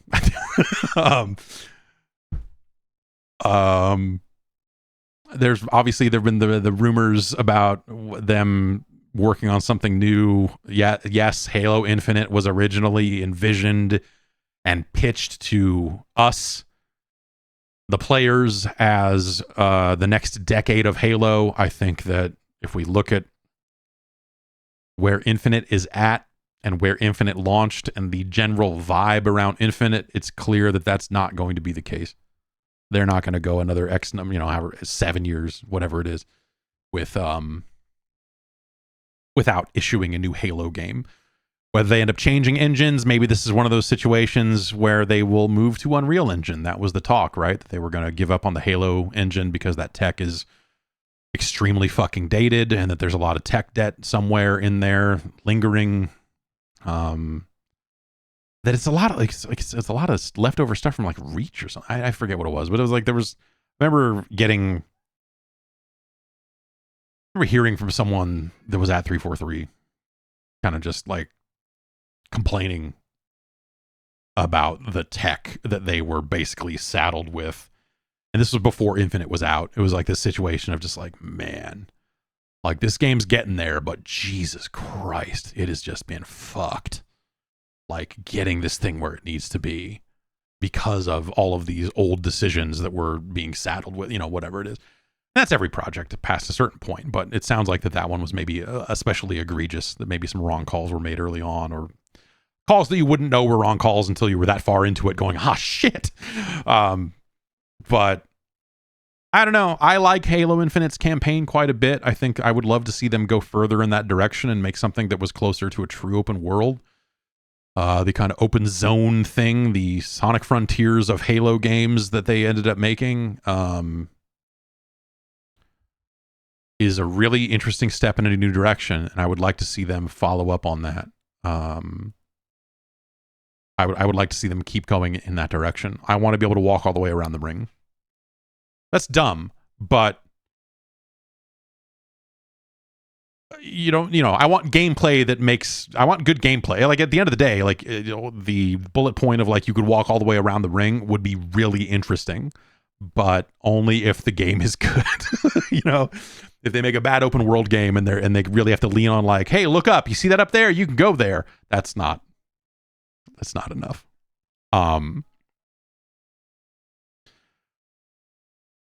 But at the same time, I would be very interested to see what they end up doing with Halo. I think that especially in a world like, let's assume that the Activision deal closes, and there's obviously things in the way of that. But I feel like I've seen a general swing from analysts and stuff over the last week as the stuff in the US started to happen. They were like, oh yeah, I feel pretty good about them actually getting this done, weirdly enough, because the courts are moving in the right direction. Everything's going to come together because they have like a month before the term of the deal expires, and they either have to renew it or walk away. Sometime in July, I think, is when that is. So they are trying to get the courts to move quickly on their injunctions, their holdups, whatever it is, to try to like get this shit through as quickly as possible. So I don't know. I don't know enough about it at this point. I'm so fucking out of my depth with that shit where I just look at it and go like, I don't know, man. Well, I don't know what the FTC wants because all of this looks like, all of these arguments look dumb to me. All of the UK's hang-ups around cloud gaming and everything else, he's looking at like, it's just not a market yet. And I don't think this is going to give Microsoft an even an undeniable hold on the market. It's an additive market. It's not a market unto itself. Anyway. So let's assume that deal happens. You don't want Halo to go back to this like extremely linear experience when you are also offering Call of Duty, a campaign known for its extremely linear experiences. I think, if anything, the place that Halo Infinite ended up at, one way or the other, you know, its challenges, its failures, its successes, I look at it as like there's enough of a success there to give them a mandate to keep trying bigger and weirder stuff and not just go back and say like, what worked on Halo 3? Let's make one of those. That would be the worst thing they could do. Because who cares? You know, like that ship has sailed. Like, you know how many players you'll get with that. You're not going to bring a zillion new players into the fold by saying we've taken Halo back to its roots. Boots on the ground, Halo. You know, like it just doesn't. That's not going to do it. They made a lot of those.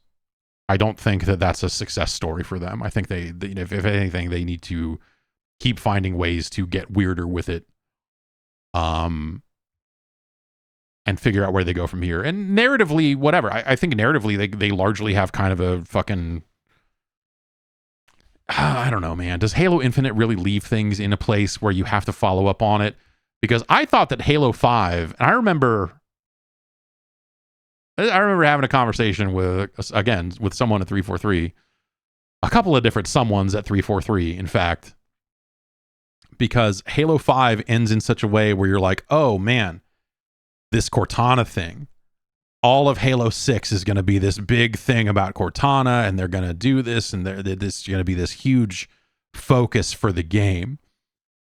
And I remember saying to someone around the time the game was announced, like, you know, for Halo 5's faults, like I did come out of that campaign really, you know, kind of interested to see what happens with the Cortana stuff. And getting a lot of hems and haws that only got louder as the game got further into development. That were just like, yeah, I hope you're not. I mean, yeah, yes, you're right. But it's not like the whole game is going to focus on that. That's just like, let's get that shit out of the way and focus on something else.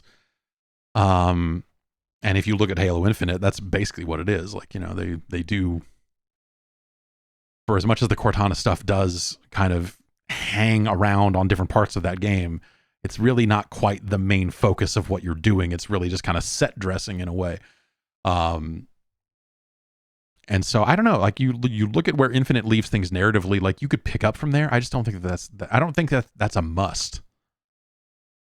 I don't think it's a must that they follow up on the end of Infinite. Like there's stuff that you could pull in, but again, it could be as something that you pull in for the first act of the next game, and then you're off to do something else, because I think that game, they probably need to move on. Even more so. So I don't know. I don't know, man. That would be that's an interesting. I talk a lot about interesting problems to solve, as like that's a thing that, you know, when you're thinking about what you do for your career and what do you know, like the money, the perks, the benefits, obviously all of that stuff matters. But I think there's a big part of it that I look at is like, at least for me personally, having interesting problems to solve, and not just like working somewhere and spinning your wheels on the same shit over and over again. So I think that that's at least like, if you look at what is likely next for Halo, you know, a lot of the people that are joining the studio now, like they may be joining it in a like a small crisis, right? Where it's like, some people got laid off. What is 343? What is Halo? Like Halo Infinite did not really get the job done, but it's not like it's a total waste either. It's like it has some really great ideas in there along the way. Do we want to salvage any of that? Do we want to deliberately move away from it because it'll make people think of Infinite? There's just a lot of And then the multiplayer is obviously a totally different story, where I think like the multiplayer in that game is good. It's just been saddled with a lot of issues over time, and that is worn on the game. Even as they fix the issues, even as they fix things and like go like, oh hey, yeah, no, we've solved this, you know, like the weird matchmaking problems we had a year ago, a distant past. But there's just been enough stuff that's piled up on that multiplayer over time, as well as kind of a general lack of new content. That's really kind of, that's been the problem, right? So what do you do? Like if they sat down with you and said, what's your vision for the future of Halo? What would you do? I don't know. I don't know if I'd like, you know, I don't know what I don't know that I would have an answer to that question. I like the general idea of the multiplayer being free to play. I think I would take that team and separate it out even more to where you've got a campaign team and you've got a multiplayer team, and not have to have those things kind of fit together. You could almost, like, I would almost say, what if it was two separate games? What if you put out the kind of traditional campaign style product? You gave that team enough time and people to make sure that had the co-op that people were looking for. And you have that be the sold thing. You bundle in a bunch of multiplayer benefits into that campaign purchase because your multiplayer is now a free-to-play thing. And so it truly is Infinite Halo, where you are updating it seasonally and you are rolling out, you know, like, hey, for this year, for every 3 years, we get a new Halo campaign, and with it comes a bunch of new weapons and maps and all this other stuff. But also we have smaller drops in the quarterly runs up to those. I don't know. You say, what if they just made a good game? They did. That's the problem. They did. The campaign in that game is good. The multiplayer in that game is as good as Halo has ever been. It just got saddled with a lot of bad technical problems and a slow cadence of updates. And that stuff happened for so long that it got some real fucking stink on it. That stink is very hard to get away. That's why you put out a new product. That's why you say, hey, here's the next Halo. Because Halo Infinite is in some ways a lost cause. You can update it. You will have people saying like, oh, it's good now. Too late. For them to hit the massive numbers that they would love to hit with a new Halo release, it's too late. Write it off. You've got to move on. And you can move on with something that's very similar, you know, obviously, right? It's you know, it's still Halo, but you need to be able to have that kind of like clean break moment, especially for the people that are there working on it now, that probably have to go like, all right, man, like, I'm tired of sitting here having to deal with the mistakes of people that fucking don't even work here anymore. We need to make our own thing. We need to be able to have a clean break from this tech. We need to have whatever it is, you know, whatever it is that's going to help them push forward. So I don't know, man. I think that they could do a lot with it, and I think it could be very big. That's a bold statement. Like, I think a new Halo game could be good. Guess what? The last one was good. Best game I played that year. That campaign, that grappling hook feels fucking great. The vehicles in the more open world are like, it's like silly fun. You wish that it had better co-op options so that you could experience all of that fucking weirdness with more people. And what have you. But at the same time, yeah, man, I don't know. I would probably push something as close to a reset button as you could push with the storyline and campaign. I would push it. You know, if you've got like one thing you need to wrap up at the end of Halo Infinite that bleeds into the new game, that's like practically the prologue. And then you've got like Master Chief going like, all right, well, fuck those guys. What now? We fucked those guys into the dirt. What are we doing now? And then you start over again. I don't know. Remember when Halo 4 and 5 came around and they were like, hey, look at all these new weapons and enemies. And you're like, cool, they came up with new weapons and enemies. And you're like, but none of these are good. Like, these weapons are fucking too weird. The enemies are not awesome. It's kind of a bummer. I don't know. Perfect Dark also comes up in the interview. Very, very briefly. There were departures, and to that end, Matt Booty says, a lot of the departures were amicable and came down to differences in approach to work.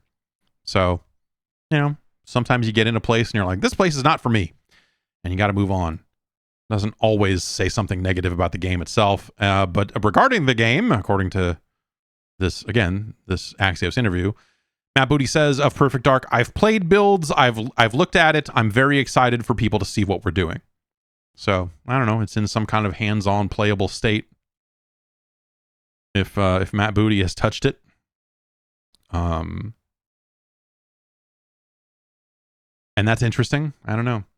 That game, it was hard to get a sense of, like, is that game finding its footing or not?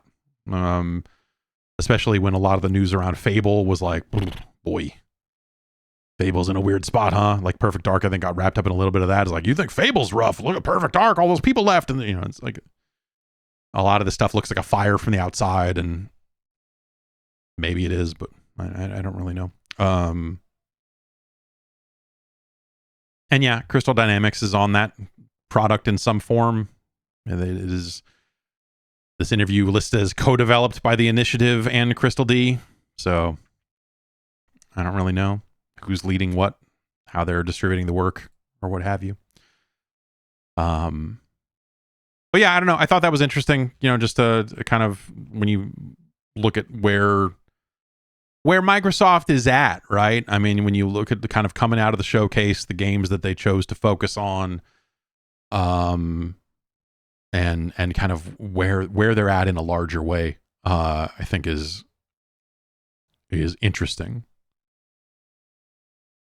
Vagabond asks, what is Hexen anyway? Hexen is, okay. Heretic is like Doom, but if all the guns were magic wands. Hexen is like Quake if all the guns were magic wands. I guess, right? Or am I thinking of Heretic 2 Beyond Hexen or whatever? Was that the Quake engine one? Yeah, I guess Hexen is still...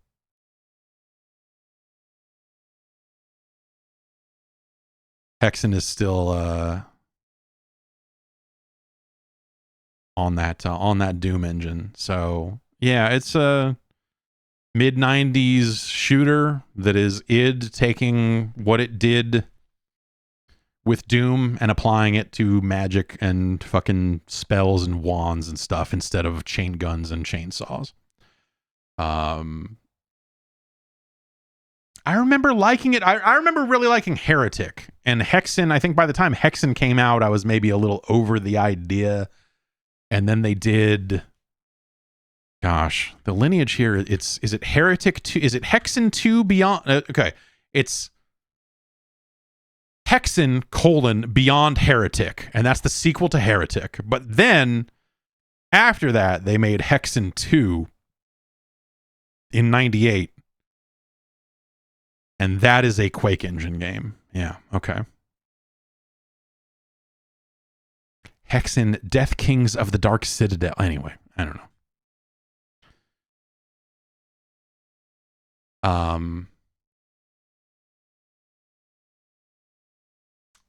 I was, yeah, I don't know. Heretic was okay at the time. And I feel like by the time they got into Hexen and Hexen 2 and everything else, it was a little more like, I don't know. I don't know that we need to keep... I don't know that the lineage... I don't know that we need to keep making these. I don't know that Hexen's a particularly good game. At the time, it was fine. But I think looking back on it, it is a very forgettable sort of thing. But it was like, hey, you're switching between magic wands, and this one shoots like a shotgun, kinda. No, this one shoots fast. This one shoots slow, powerful shots. It's the game. These are the games that when people look at Immortals of Avium, they're looking at it and going like, oh, it's like Call of Duty, but Hexen or Heretic. Huh. Interesting. So yeah, I don't know. Magic wands instead of guns. That's what they did there. And that's the news.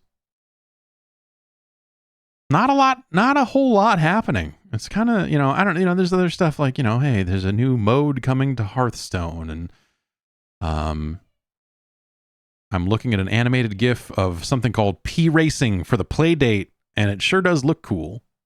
That looks like it looks like someone is putting like a good high frame rate Rocket League style. You are pushing a soccer ball with a car, but it's on the play date. That's pretty neat. It's $12. I don't know. With that, why don't we get to emails? This is not, I don't have an email button. This is not the button for email music. I don't have email music. I think the question is, like, I could have email music. What if this was the email? What if, could this be email music? Maybe, I don't know. Probably not. That's way too long.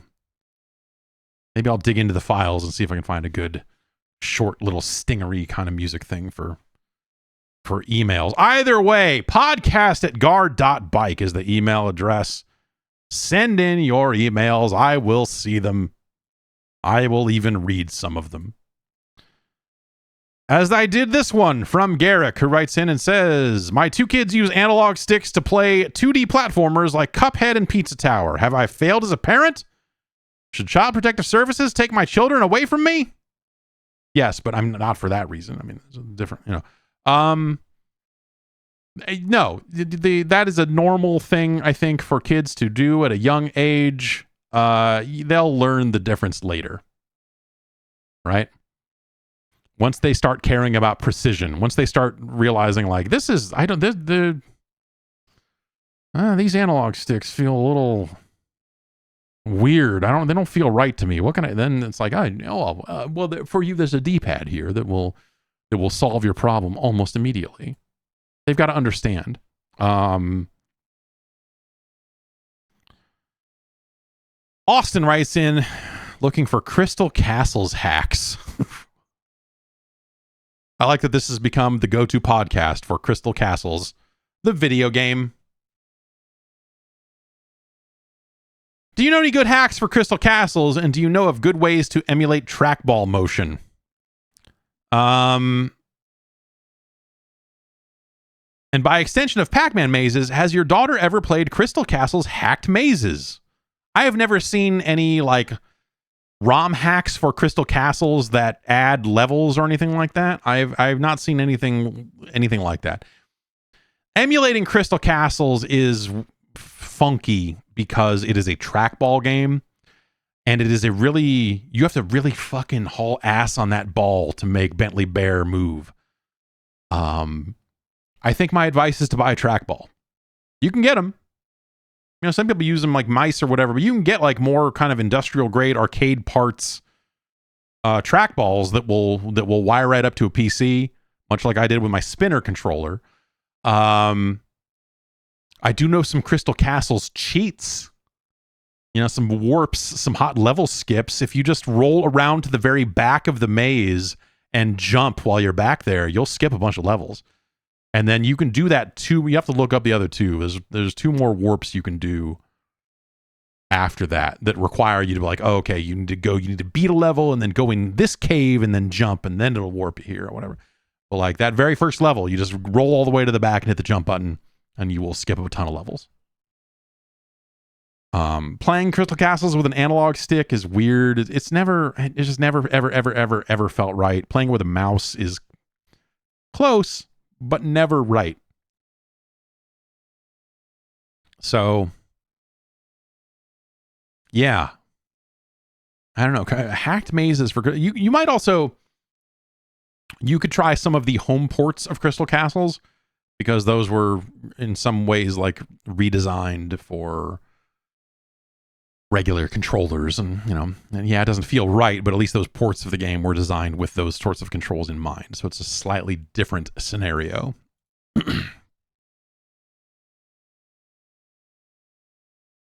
Adam writes in, says, like Avatar, I simply don't understand the love of BioShock. The controls were clunky, the story was weak, and the style just wasn't for me. Are there any major video game franchises you just can't wrap your head around? Yeah, there's a fucking lot of them. Yeah, sure. I totally get why people wouldn't like BioShock.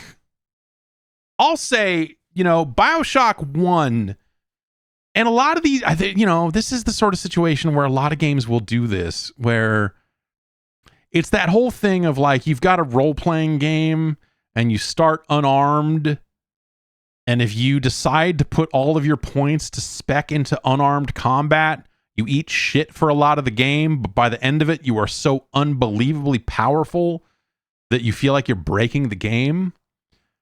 BioShock did that with its melee attack. You get that wrench.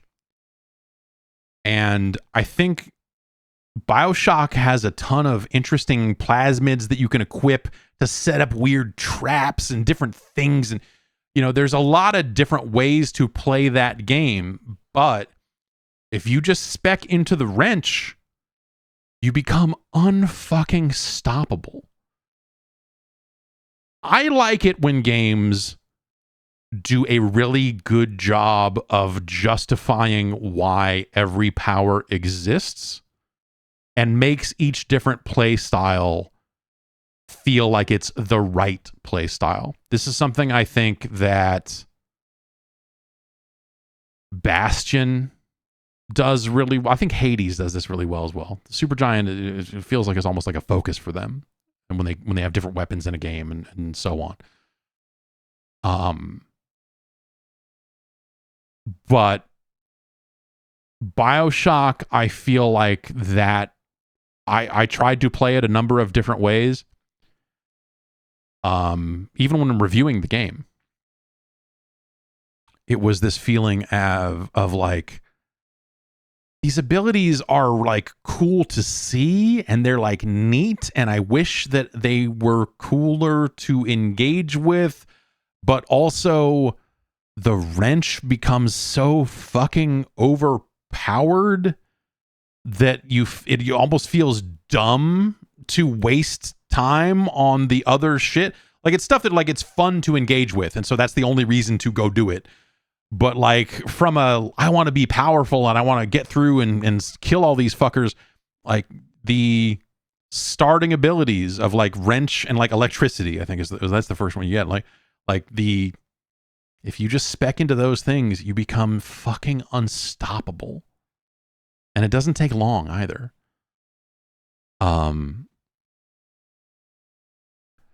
And so I think that's my main problem with the first BioShock, is I wish that they had done a better job of making those other abilities feel like part of a larger tool set, or rather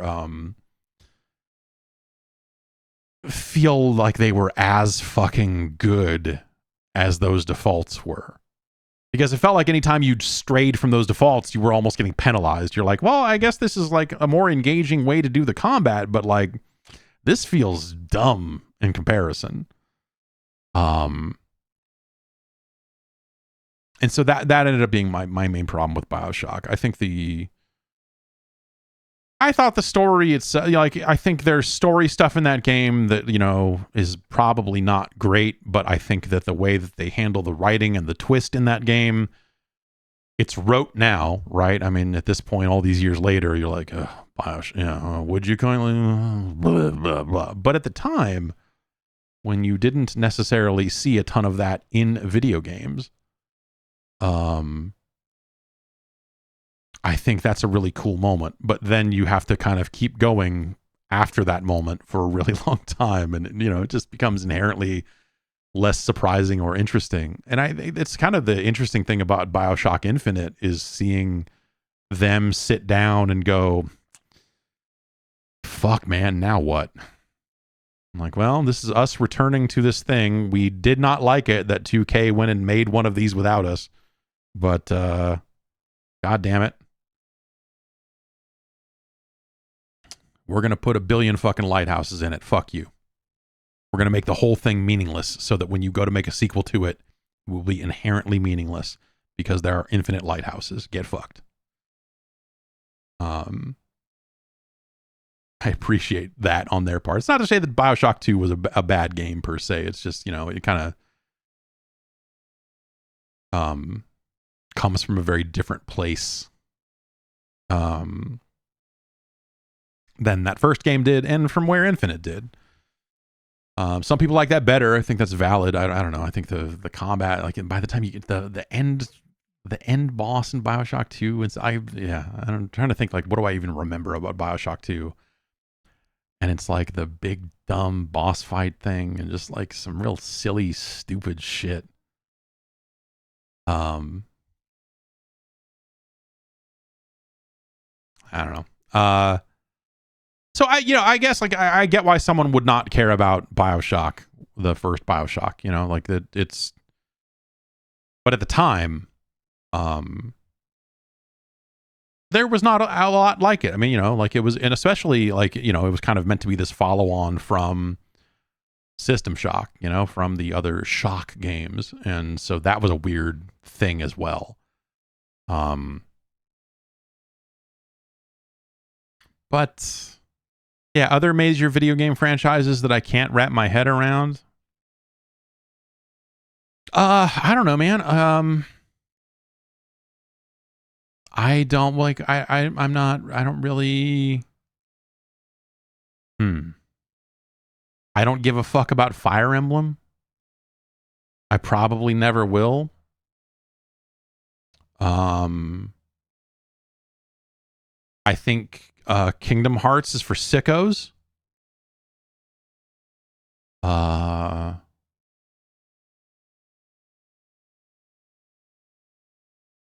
How are my thoughts on Monster Hunter nowadays? Monster Hunter World, I think, is a really awesome game. And I would be interested in playing another Monster Hunter that is like that. I don't want to go back and play new old Monster Hunter games, made in that old style, but I would a true follow-up to World, I would be interested in trying for sure. But at the same time, like I did not squeeze every moment out of World that I could have. I definitely hit a wall in World where I was like, I'm good. I'm okay. Other major video game franchises that I can't wrap my head around. I mean, wrap your head around is sort of a different thing. I feel like, I understand why a lot of these things are popular. Even if I don't like them, it's not necessarily that I can't wrap my head around them. It's that I think people are sick in the head when they say they like Kingdom Hearts. This fucking trashy fucking emo song, like this mall punk kind of revival, this pop punk revival that we went through and are maybe on the tail end of all over again. The Spotify algorithm served me up this song that has like fucking samples from Kingdom Hearts in it. And I'm like, this is the worst shit ever. But also kind of goes hard. I'm kind of fucking into this, except for the part where it's got these Kingdom Hearts samples.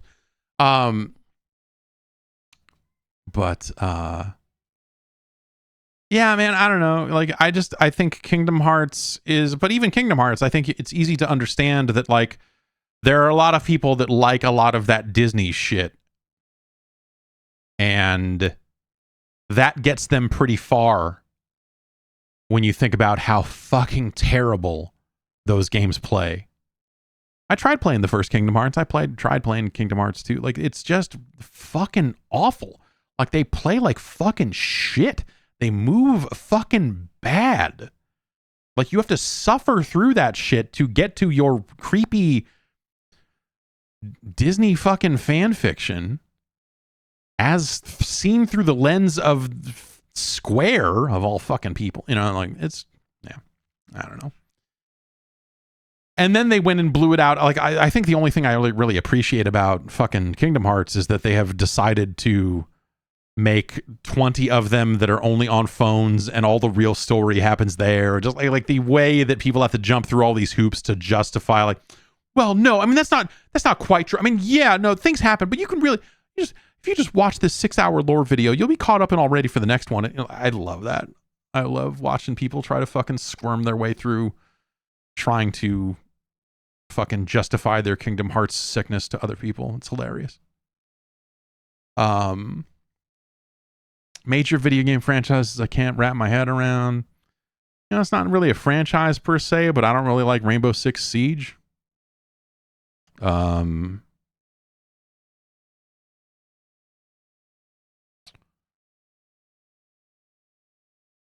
What else, man? I don't know. Like Dragon Age, I guess, is something I theoretically would maybe like, but don't.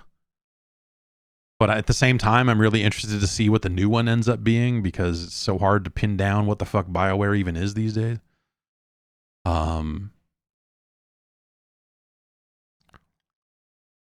You know, there's just, I don't know, there's a lot of stuff like that. You know, like I would say that I don't really care about Rainbow Six Siege, but they're, you know, like I liked Rainbow Six Vegas. So depending on what we're considering the franchise there, that's maybe a weird one. But, you know, obviously like a lot of sports game franchises, you know, everyone's like, oh, NBA 2K's story mode, this and that. And I'm just looking at it like, fuck this. Like, it's awesome that sports games have evolved enough to where they have weird story modes and stuff now. I think that's really hilarious and funny. It's hilarious and funny. But no thank you. You know, let's not be fucking crazy. I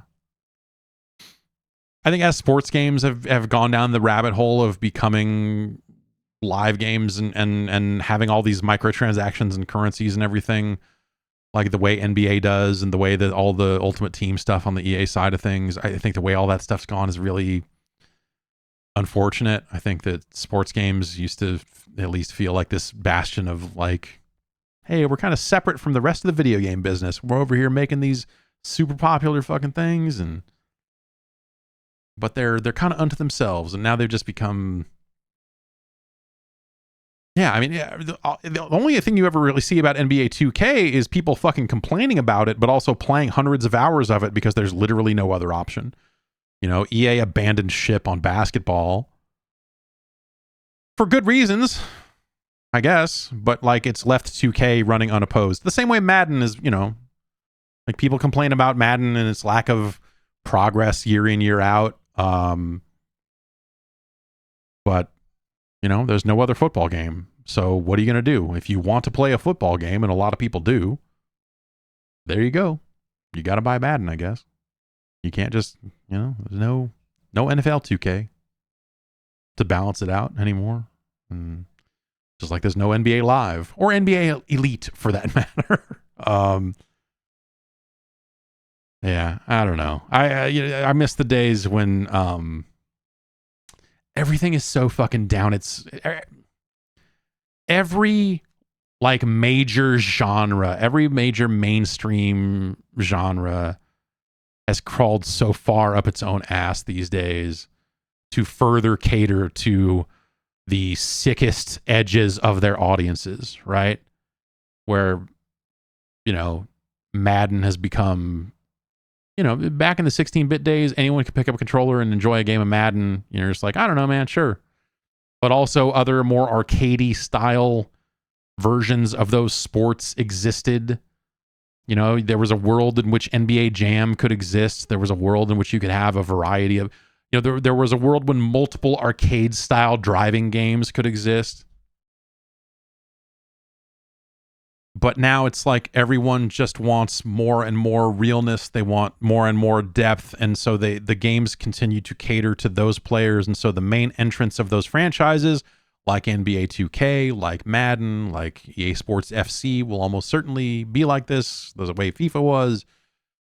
It's catering to people that care about every little nuance. They want it to be in the game. And so the same way a lot of car games. I mean, you know, look at Forza Motorsport, look at Gran Turismo. They're beautiful games. They play well. They have a series of adjustments and difficulty that help make them appeal to a wider audience. But really, they're trying to cater into that harder edged realm while still being console games, right? They're not going off into the fucking iRacing thing, but like they're still trying to cater to people that are fairly serious about cars or car culture or whatever. And like Need for Speed for the longest time was just like, I don't know, man, put fucking neons on it. We're going drifting. I'm like, what kind of car is this? I don't know. It's a fucking Honda. What? It was the one that had the highest stats. I don't know.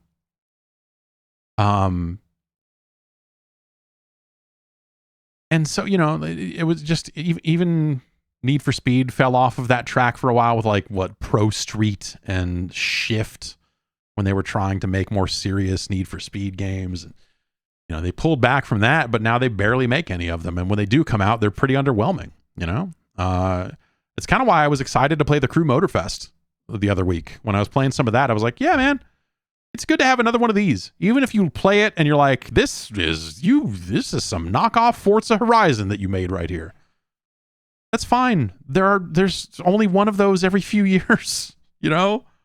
There's room for a fucking another one. We just need more fucking cool shit. Cool, accessible shit. I think it's part of why Street Fighter 6 has been so exciting. Is Street Fighter 5 almost felt like it was heading too far in that direction, right? You know, and there are certainly fighting games. I think the anime fighters are maybe an example of that, right? Where it's just like, hey, here's the fighting genre going pretty far up its fucking own ass. And that's how, that's how it used to feel when you were talking about Virtua Fighter. And I don't feel like Virtua Fighter is like that anymore. And it never was compared to where we're at nowadays. And Street Fighter 6 feels like a response to that, a reaction to that, like a knee-jerk, like we're pulling back from the edge. We're trying to save this franchise before it goes too far, and try to make it something that more people can play and have it be something that's a little more accessible, a little more enjoyable. But like, and then the anime fighters tend to go in a direction. It's like, I've played enough fighting games that I can kind of get some of the basics of some of those, but like a lot of the systems and meters and things that they shove into the Melty Bloods and Blaze Blues of the world, it's kind of too far for me, I guess I would say. Yeah, I don't know. It's but I guess that's only natural, everything's done that, right? Like television and movies, like everything's for its, it's people talk about the term fucking fandom all the time now, and it's such a dumb fucking term to say, like, well, I'm part, and it's kind of a Tumblr thing in a lot of ways, where it's just like, I'm part of the Doctor Who fandom. Like, what? Are you saying that you like Doctor Who? Because you could have just said that. You could have just said, I like Doctor Who, and sometimes I post about things I like about it. Like, this episode was good, or this is a character I would like to fuck. It doesn't have to be more than that. It really doesn't. But everything, like so many things have gone down, down these rabbit holes up their own asses, and I like a lot of games that are up their own ass. I like a lot of games because they happen to be the types of games that can go right up my ass. And I'm like, yes, you have built this game in a perfect way for me and my ass. Let's fucking go. But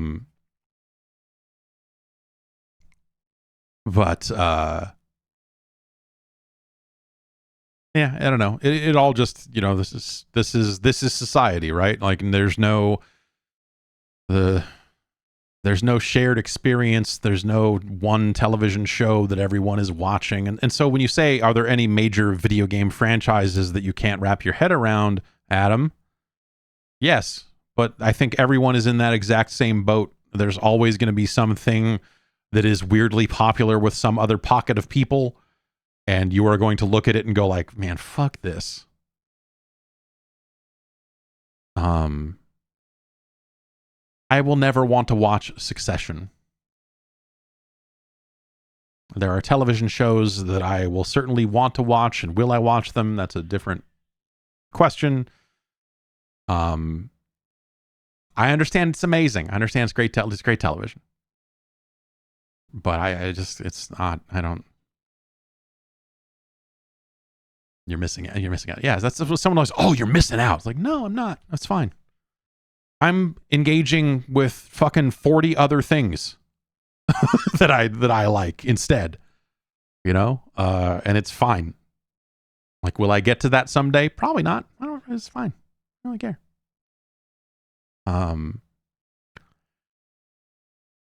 But like, you know, I don't know, even the things like that seem like they're big are still only dominating a fraction of the population in a way that like, and this is not a qualitative comparison. It is merely a kind of part of the ongoing discussion we have on this show a lot about where society is at. The finale of Cheers and the number of people reached by the finale of Cheers. The hubbub they made around the last episode of Cheers were like, didn't like the Tonight Show broadcasts from the set of fucking Cheers that night? And they did all this other, like the end of Seinfeld was the same way where they treated it like this fucking big deal. Oh my fucking God. And this is the last episode of this. You see the last episode of fucking All in the Family and Archie Bunker got the electric chair for fucking killing all those people. That's crazy. You know, like, and, you know, whatever. Society is not that anymore. Nothing is that big anymore. It comes up a lot in the wrestling world when people try to have these comparisons about where wrestling is at compared to where wrestling was. And because wrestling fans, like, there's a chunk of them that are disgustingly obsessed with television ratings because the reporters they read are always reporting on the ratings, and they are always trying to extrapolate numbers from that in a way that you're just like, that's fucking not how that works, man. It's not, you can't really, it's not quite an A to B thing about ratings and quarter hours of ratings and how many people were watching and like all this other horseshit. And then you go back and compare the numbers to what they were like in the late 90s when Stone Cold Steve Austin was king. And you look at the television ratings that they were garnering then, and it dwarfs by like a factor of fucking 5 or something, like 4 or 5. The number of homes, the number of viewers that wrestling used to get back then compared to now, when we think about it, is like it's still a very mainstream thing. And wrestling is kind of on a mainstream boom again in its own weird way, but not like it was. And nothing will ever be like that again. You know, even the Super Bowl probably isn't quite like that anymore. And some of that is streaming and some of that is, you know, people watch things differently or whatever. But I don't know. It's just like that is my least favorite part about all of the discussions that happened around wrestling. Is it's wrestling fans trying to compare ratings numbers and going like, well, Dynamite only did 900,000 people and that's no good. That's down from that. And you're like, yeah, but also fucking no one watches television at all anymore. So if they're able to get almost 1 million people to fucking show up and watch a television show in 2023, you're going to seek out television and fucking watch it? Really? You're not going to like fucking fire up a fucking bootleg ass fucking stream and watch it because that's much easier than paying for a cable subscription? I mean, if we had all the knock-on numbers about all the people that actually saw an episode of those television shows versus how many people were counted watching it legally, that might be interesting. Not that I think that fucking 500,000 people are bootlegging Dynamite every week or anything dumb like that. Let's not be crazy, but we live in a world now where like the idea that like it's fucking hard. Like I was saying, I gotta ask my mom. I forgot to ask my mom about it, but my YouTube TV login stopped working. I think she may have canceled it, or maybe they caught on that I did not live in the same part of the state as her anymore because I fucking fucked up jumping through their hoops or whatever.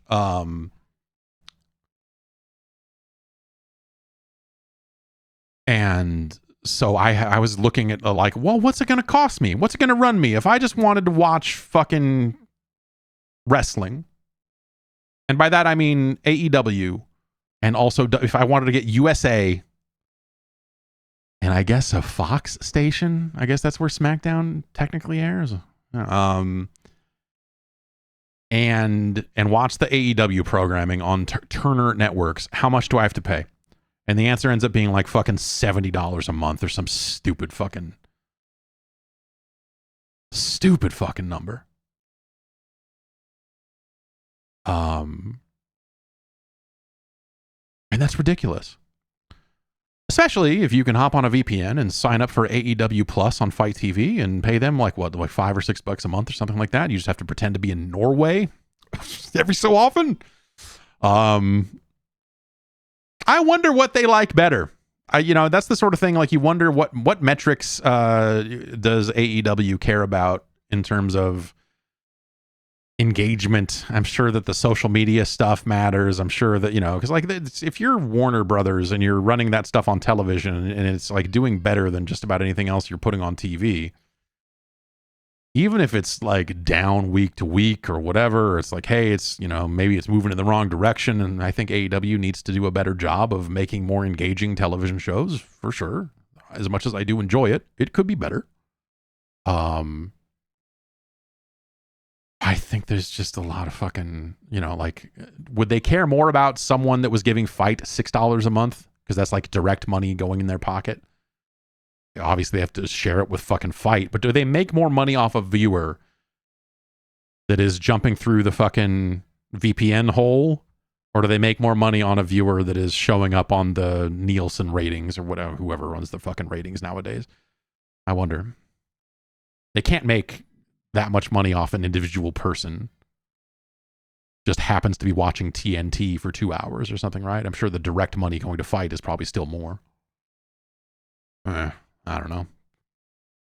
If they had a package that got you all of the AEW stuff and the Ring of Honor stuff, I would buy that. I don't know.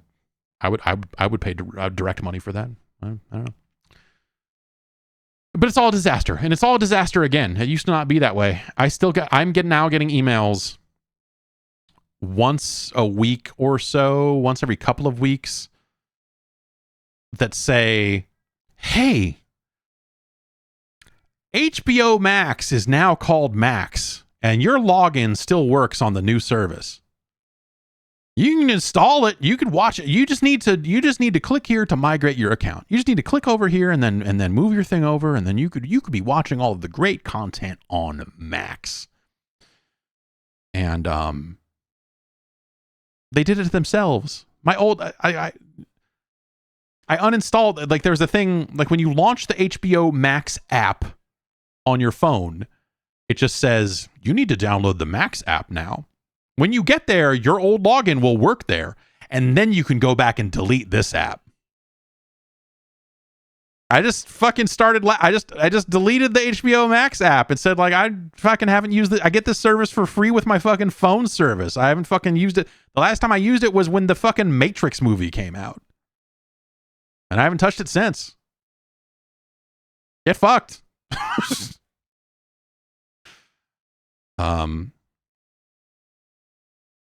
Yeah, I don't know. What a fucking mess. It's all a mess. And then now there are too many streaming services, so people are just back to stealing shit. They did it to themselves. You fucked up. You had a good thing going. Or maybe you didn't. I don't know. Ben in Boston writes in and says, several consoles have been cracked and open to piracy while still on sale as the current generation at the time. Which of these was the most damaging to them? I think it's got to be either PSP or Dreamcast.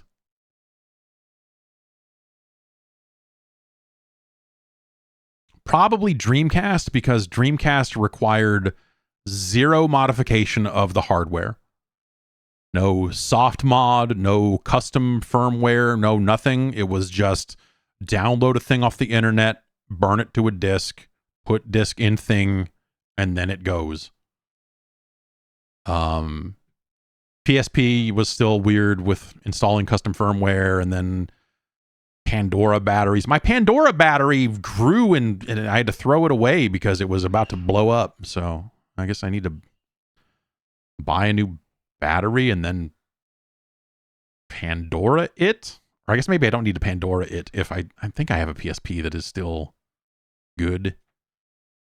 I did weird shit to a Vita too, but I did it when all that stuff first happened. That's the thing, like, I don't need to pirate games. It's not really that interesting to me. And so I am more interested in homebrew and some of the other weird shit you could do.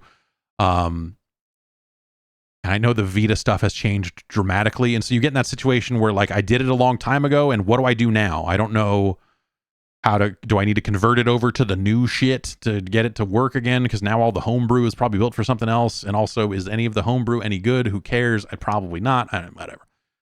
I was thinking the other day, it is really interesting. And this is, as I build up a list of interview questions that I would like to get into one of these days here down the line. I think one of my big Xbox questions is like, hey, you kind of stopped. I mean, there hasn't been like a meaningful amount of piracy on Xbox consoles since the 360. Like the Xbox One, as far as I know, the only hacks I ever saw for that were people trying to do hard drive swaps. That was when the PS4 and the Xbox One were first coming out. They were like, there's a shop in Brazil and they'll fucking pull a hard drive out and put it in with a different account and you just can't log into Xbox Live and it'll work for 3 months and then you have to go back to the shop and reactivate it, whatever it is. I only ever heard about that. And so you never really heard about mod chips. I don't know that there ever was a mod chip for the Xbox One. The running joke there was, of course, well, who the fuck would want to play Xbox One games anyway? And I get it. But even the Xbox Series X and S consoles, and you wonder if it's that sort of situation where because they decided to make every box a dev kit, that the people that want to run homebrew on an Xbox can do it. And so you always hear that like, oh, most of the people that actually do the hacking, they don't give a fuck about pirating games. They're not there trying to. They're not like, how can I bootleg this copy of Wo Long and play it on Xbox? Like, no, like they don't give a shit. They're more like, oh, can I hack this and can I get these emulators running on it? Can I get this homebrew running on it? And as a result of them saying like, yeah, give us $20, you can compile whatever the fuck you want and run on it. And so I wonder if that's just a case of like, because they allowed that route, because they allowed for homebrew in some way, if that kind of staved off a lot of the interest that would have been there for people to hack those platforms. I assume that probably matters to a certain extent. Or maybe they just had really fucking good security on that thing. Maybe they just figured it out in some weird way. I don't know. I don't know what the answer is there. It's a weird one.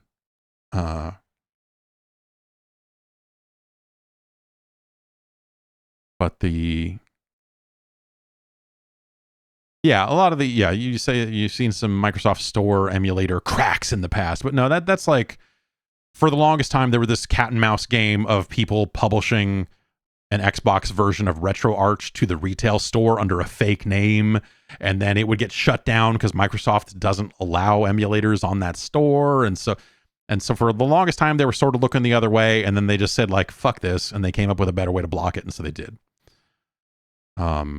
And if you want to run that stuff, you can still run it in dev mode. You can still swap your console over to dev mode as originally intended and run whatever the fuck you want. But I don't know. Yeah, and I'm sure that those first-party Microsoft games get pirated on PC. I assume they do. I assume everything still does, right? I don't know. You always hear the story about like, oh, there's only like 3 people in the world that truly know how to fucking crack de novo games. And as soon as those people get bored of it, piracy is going to dry up in a major way, or whatever. But I don't know where that stuff is at.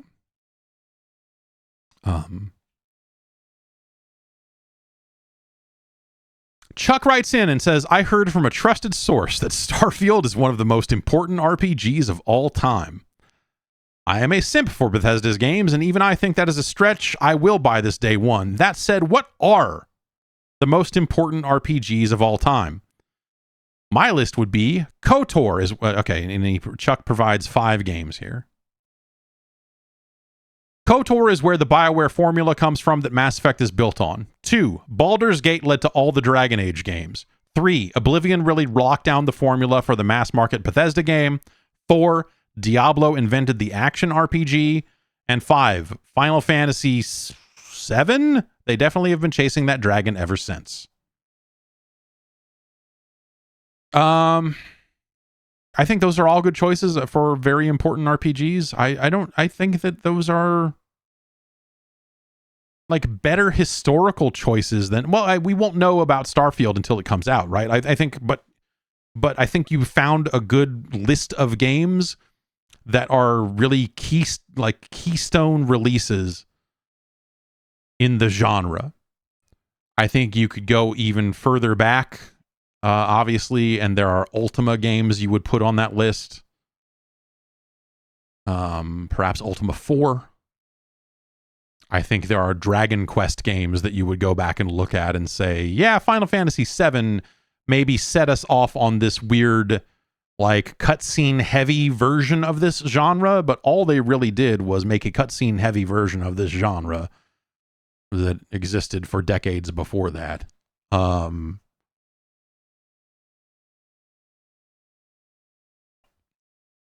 And so I think that's a hard one.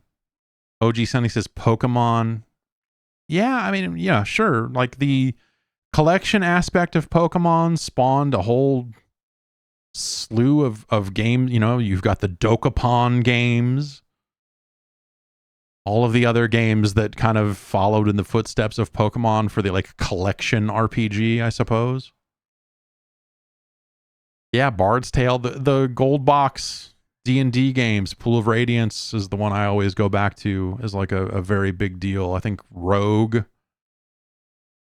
for its, you know, kind of procedural generation, and some of the games that it spawned, like a Sword of Fargol or something like that, you know, you could look at some of those.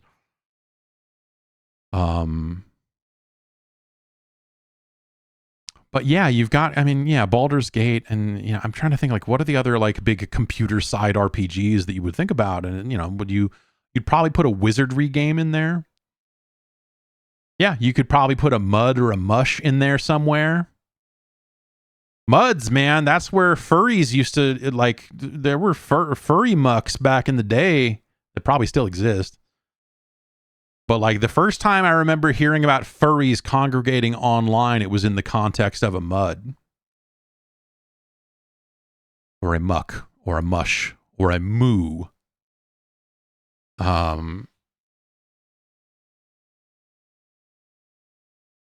Yeah, Might and Magic is another. Yeah, but I think, you know, it's easy to toss out names of old RPGs. I think the thing you would look at is just like, here's what do you do after that? Yeah, John says the Temple of Apshai. I don't know that I've ever said that word out loud until right now. But yes, the Apshai trilogy that Epix did was fucking awesome. And those were more action RPG oriented. Early examples of those.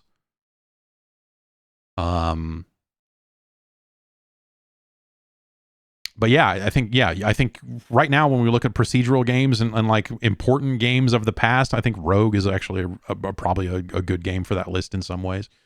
You know, Call of Duty 4, the ultimate role-playing game. I mean, you're gaining levels, right? Blur, the driving game, you gain, you know, making that XP bar fill up. But like, which Ultima game would you pick? The first Ultima game I played was the NES game.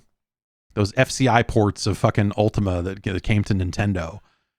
A fucking super fucking weird way into the Ultima franchise because they kind of Final Fantasied their way into it. Is it Exodus? Yeah, Ultima Exodus. Yeah, that's like the second. Is that Ultima 2? I forget. But I played the shit out of that game. 3? It's Ultima 3. Okay. That Ultima game for NES, I played. I never finished it because you get to this point where there's all these moon gates and you're all over the world and fucking and I'm just like, I don't even know where the hell I'm going and why and what. Ah, man. Like, I got so lost playing that thing. I finished Dragon Warrior 1.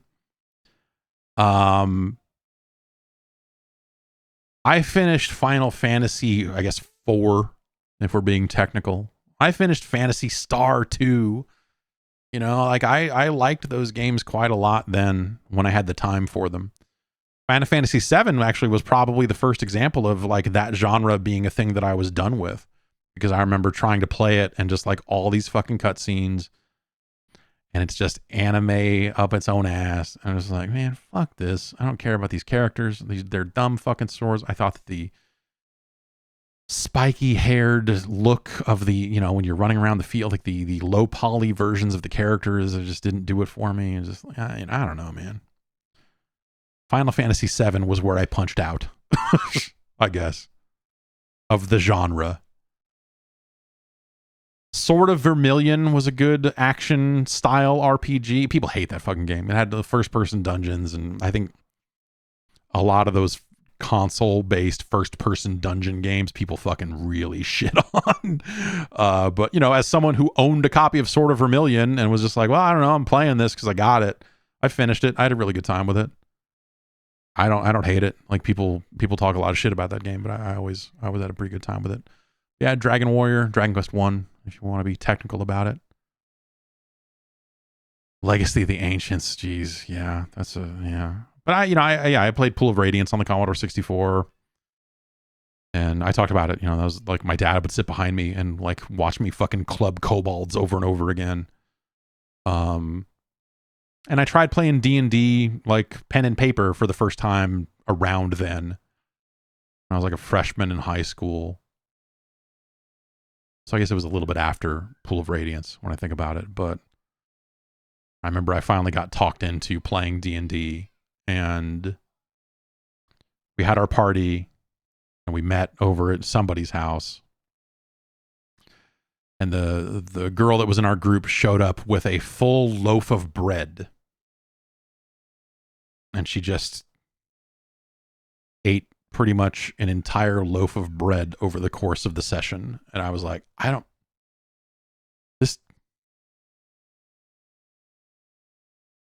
the fuck have I done?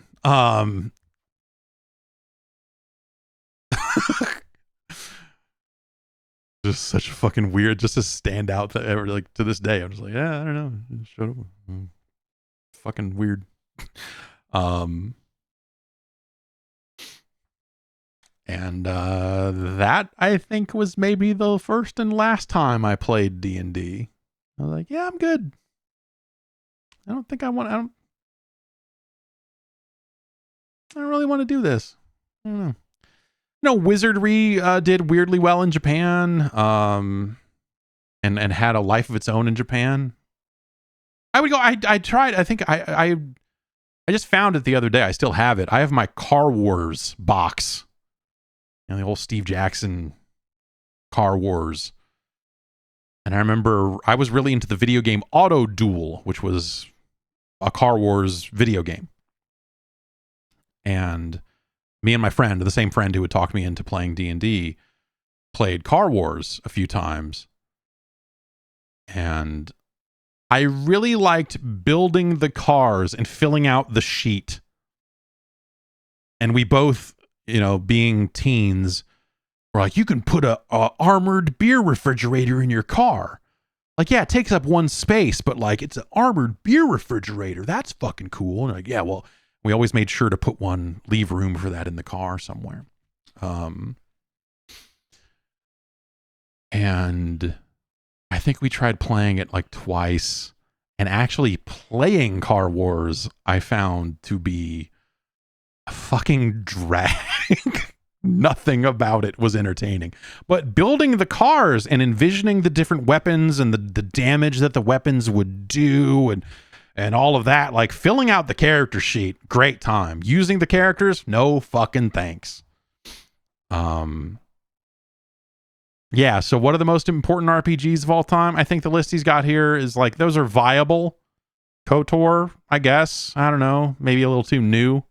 But yeah, I mean, you know, KOTOR very much matters in a modern context, right? You can draw the lines from KOTOR out to Mass Effect and, you know, Dragon Age to a certain extent, though Baldur's Gate probably has some shared line draws there as well. Oblivion, I've said it before, Oblivion or Morrowind, but I think really Oblivion did the thing of making those games palatable to a mainstream audience. Diablo, sure. I don't know. I like action RPGs are just a different thing. It's hard for me to even like consider them in the same vein, even though they've completely merged nowadays, right? I mean, but back then. And Final Fantasy VII, the cutscenification of Japanese RPGs ruined them. Thank you for attending my TED Talk. Cutscenes ruined RPGs. That's it.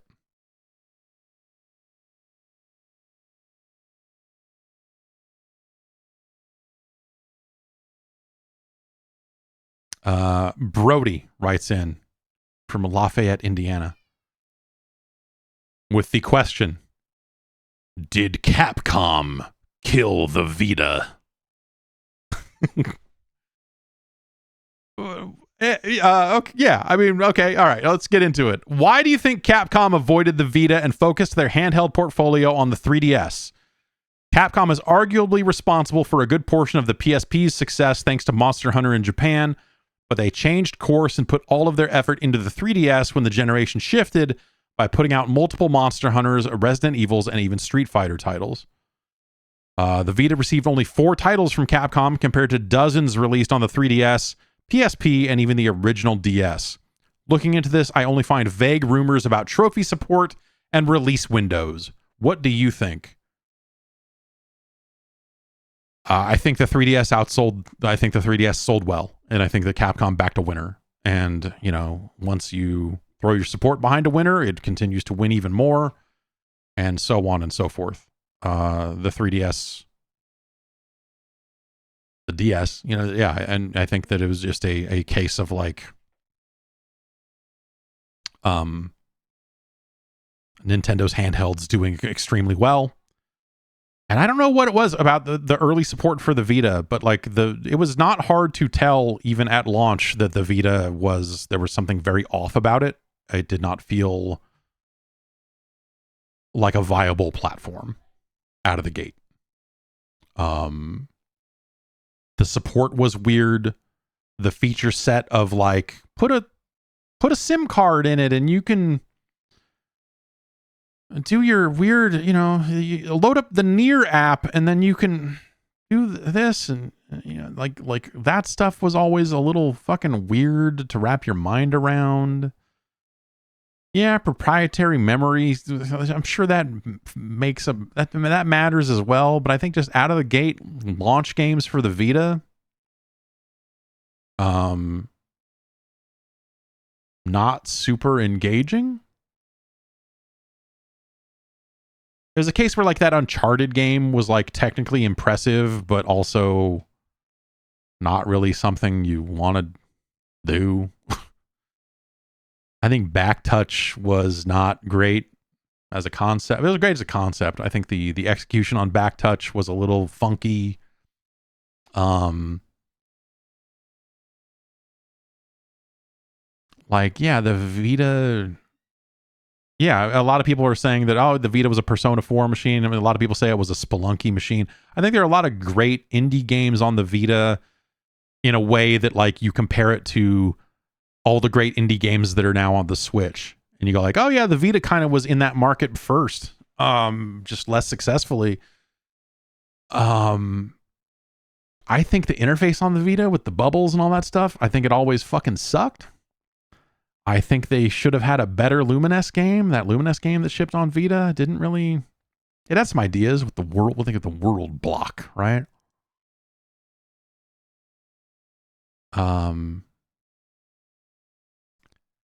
Just like, what's the standout like early Vita game? Like, you know, that's not a port. That's not like, oh, it's cool to play Persona on the Vita. Like, yeah, it is. Okay, man, that is cool. But like, what is the?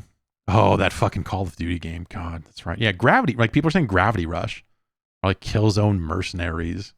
And someone's bringing up Uncharted, which we talked about. Yeah, Gravity Rush, I guess. Tearaway was neat. That Killzone game, I don't remember. I don't remember really liking it all that much. Borderlands. Yeah, Iron Galaxy's Borderlands. Soul Sacrifice. Yeah, I remember trying to play Soul. I remember Soul Sacrifice came out around this time that I got my hardware modded Vita that had a capture port, like a USB port put into it that you would hook up to a PC and capture the Vita, and it worked horribly. But Sony did not provide debug hardware to press for capturing Vita games. They refused to provide us with that sort of stuff because I think partially because of what happened with the PSP and piracy and just where piracy on Sony platforms was at. I think they were worried that like, oh, piracy happens on our platforms because journalists have to download firmware updates from our website for their debug hardware, and that the debug firmware getting out there is why the PS3 got hacked or blah, blah, blah. Like they were really skittish at the time of the Vita's release because of where PS3 custom firmware was at. That was my understanding of it. And so I remember there was a visit, like actual Sony people came to our office with Vita games, with a Vita dev kit, let us take a bunch of footage with the Vita dev kit so that we could put up video of these Vita games, and then got a hold of us later and said, hey, we super weren't supposed to let you do that. Could you not run that? And I was like, yeah, sure, fine.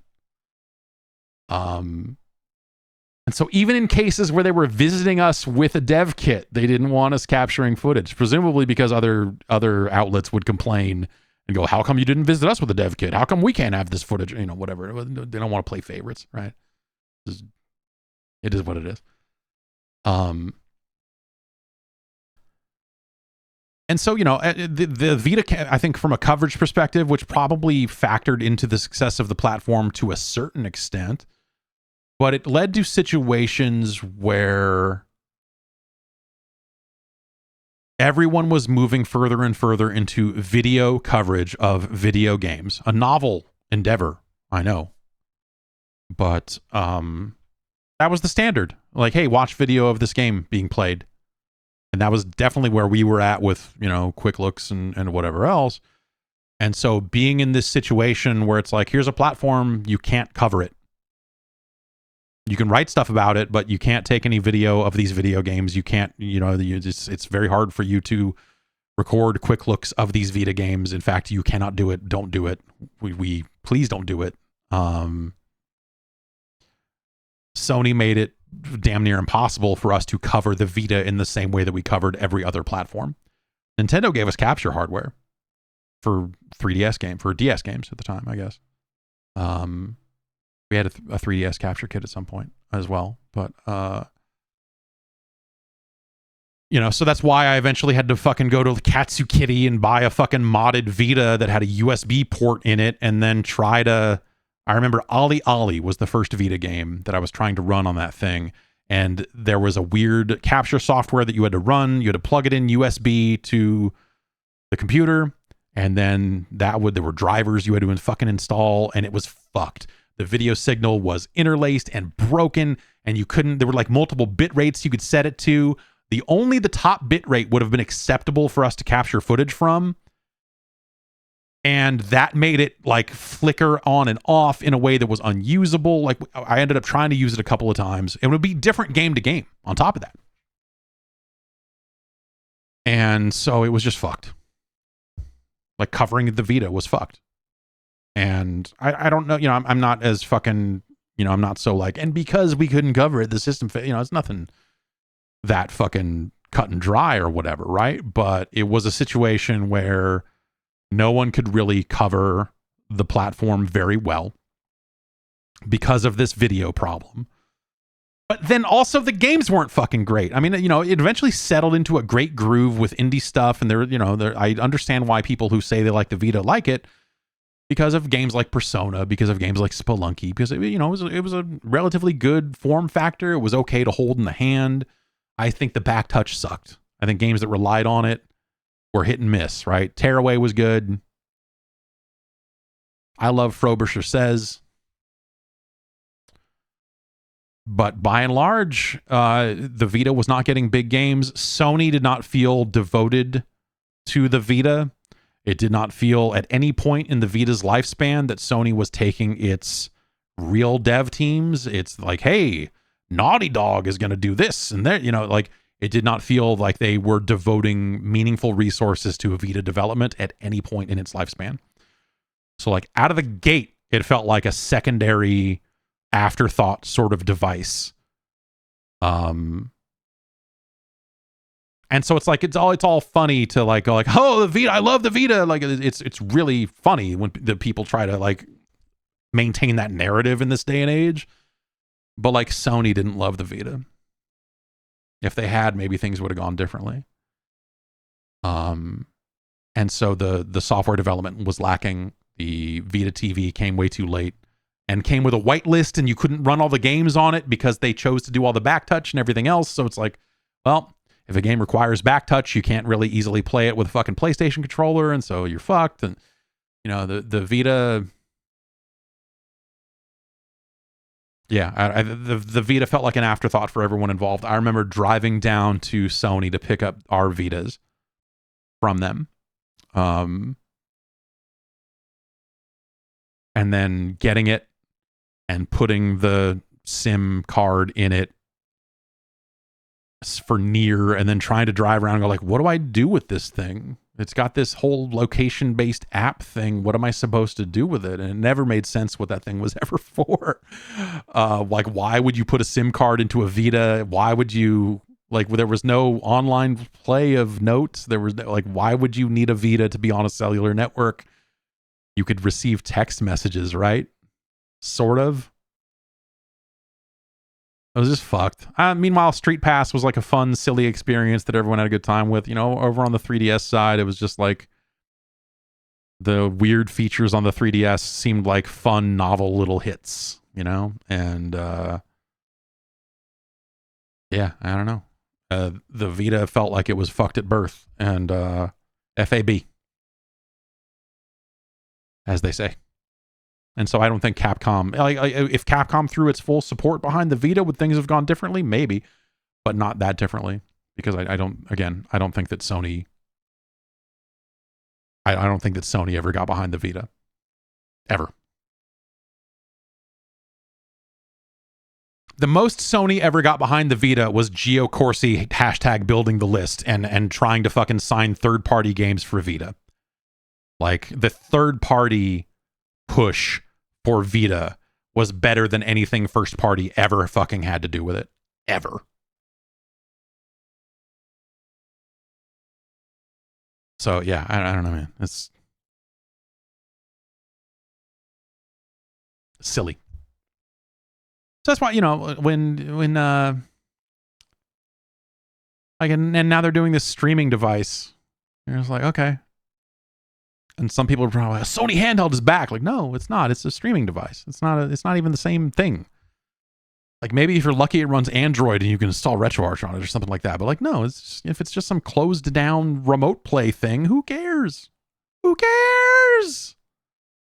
It's a goddamn remote play thing. Use your phone. Tether a controller to your phone and do that. You could have been doing that for months, if not years, and you don't want to do that because who the fuck wants to do that? Anyway, Eli writes in and says, with Diablo IV being the cost of a house, I have been thinking about the cost of games. It made me remember just accepting that Pokemon Red and Blue, in fact, all Pokemon games, are a buy two for the whole Pokedex deal, unless you have a friend to trade with, which, come on, let's be real. I'm with you, Eli. I also didn't have any friends. What was the reception at the time when Red and Blue launched as two separate games? Was it outrageous or what? I don't remember it mattering one way or the other. I remember people made a choice, and I think kids traded Pokemon all the time. I think kids filled out their Pokedex. I never did. I don't really give a fuck.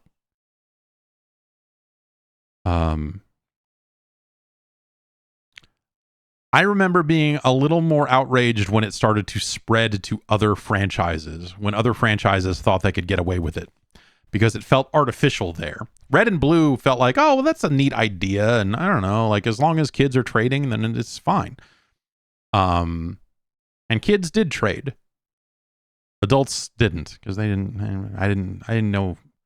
I worked for a fucking video game website, and I didn't know anyone else that was playing Pokemon.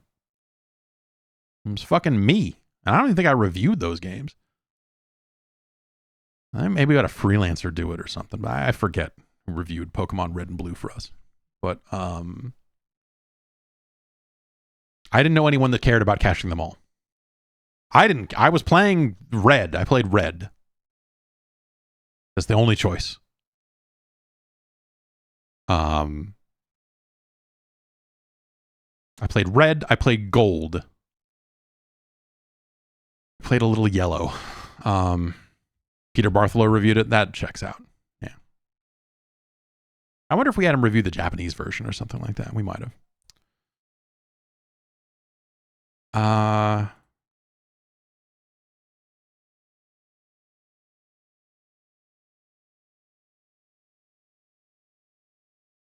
Let's see.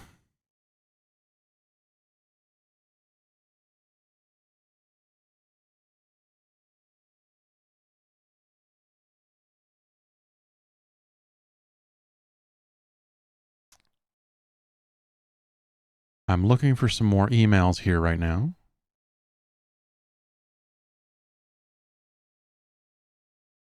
Ryan writes in and says, you've spoken several times about how mainstream publications like GameSpot have gone away or shrank in scope or reach. While I agree that is a loss for people who used to work with those websites and publications, I wonder how much of a loss you feel it is to the consumer. Games coverage is very democratized now, and most people get their gaming news from their favorite YouTuber or podcast. Does the quality and depth of coverage the consumers have access to suffer as a result of the loss of these publications?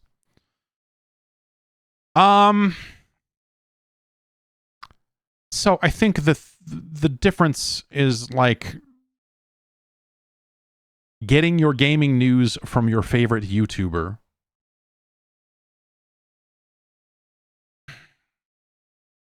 It depends on who that person is, right? And how they carry themselves and what their values are. The thing that you used to be able to count on with Game Informer and GameSpot and the kind of larger websites is that they were there to contextualize things and to try to be an independent source of information. Whereas, if your favorite YouTuber who you get gaming news from is also constantly trying to do sponsored streams for video games, they are directly incentivized to never talk shit about any game ever. Because what if that developer comes through the door with thousands of dollars the next day saying, hey, we want to run a sponsored stream? And so you get into this position, and you see people that are in this position out there streaming and doing their thing, where they're kind of professionally neutral or too positive. Like it's a situation where it's like, okay, well, at most you're going to see someone just not talk about a game they don't like. And some of that gets recontextualized as just like, let people enjoy things and focus on the things that you like. And like, yeah, okay, yeah. But sometimes a big part of this is helping people spend their time and money wisely and saying like, hey, here's the thing you can skip. Here's the thing you can avoid. This game has this problem. It's not about being negative to be negative, though there are obviously people on YouTube that have trafficked in like that outrage thing there's still people doing that, which is scary. The idea that in 2023 that there's still just like people that are just like, I'm the mad guy. Like, what the fuck is wrong with you? But in a world where, a good example is a shitty example, but because it's I don't mean to call out a game. People worked very hard on it, whatever. But like the Lord of the Rings Gollum, it's a bad game. But what if the person that you watch does business with that publisher on a semi-regular basis, or wants to do business with that publisher on a regular basis, and so they're just like, oh, I'm not gonna say anything bad about it because like I'm over here focused on the things that are good about games. And that's another way that sometimes this stuff gets couched. Is just like, I'm just talking about the good stuff. Okay. Like that all becomes meaningless past a certain point, you know? Especially if you're doing sponsored stuff along the way. It's just like, well, what's the value there? The value is that people enjoy the personalities and whatever, and it's fine, you know? And so you end up in this situation where GameSpot was founded in a very direct way where editorial was kept separate from sales. It's not to say that sales couldn't ask questions. Occasionally sales would try to be like, oh, you know, very early on, the guy who was one of the other founders of GameSpot who headed sales, when I reviewed VMX Racing for the PlayStation and gave it some kind of fucking 2 or something, he was like, oh man, are you sure it's that bad? He can ask. And even though I was like, had just started there a few months, you know, not that long ago, and he was one of the founders of the company, I said like, yeah, yep, I am. Yes. In a bigger, larger world, there would have been an editor-in-chief and head editor. That's the person that gets that question. You don't go to the most junior person on the fucking team and go like, hey, because they're gonna, you know, they're the most junior person on the team. They're the most scared for their fucking job. Senior editors are there to fucking take the fucking heat off of people in those sorts of situations and to have those conversations. When someone in sales didn't like a Ratchet and Clank review, they didn't go directly to the reviewer. They went to me. And I had the conversation with them. And I spent a bunch of time playing Ratchet and Clank to make sure that I could back up this review and I could stand by this review and make sure that like, yeah, no, this is all fucking legit. And I came back and said like, yeah, no, that review totally fucking lines up. Like, is there another world in which someone likes that game more and gives it a higher score? I suppose so. But after this many Ratchet and Clank games, this one on the PS3, not really getting it done. And that was my job as the reviews editor, was to take that sort of heat internally and just go like, yeah, man, whatever. And if cases that there were factual inaccuracies, when a company contacted us and said, you were wrong about this, and we occasionally were, it fucking happened. The reviewer of Call of Duty 3, I believe, wrote somewhere in that review, wouldn't it be cool if the multiplayer had vehicles in it? And it did. That's a bad one. And you should go like, come on. Come on. What are you doing?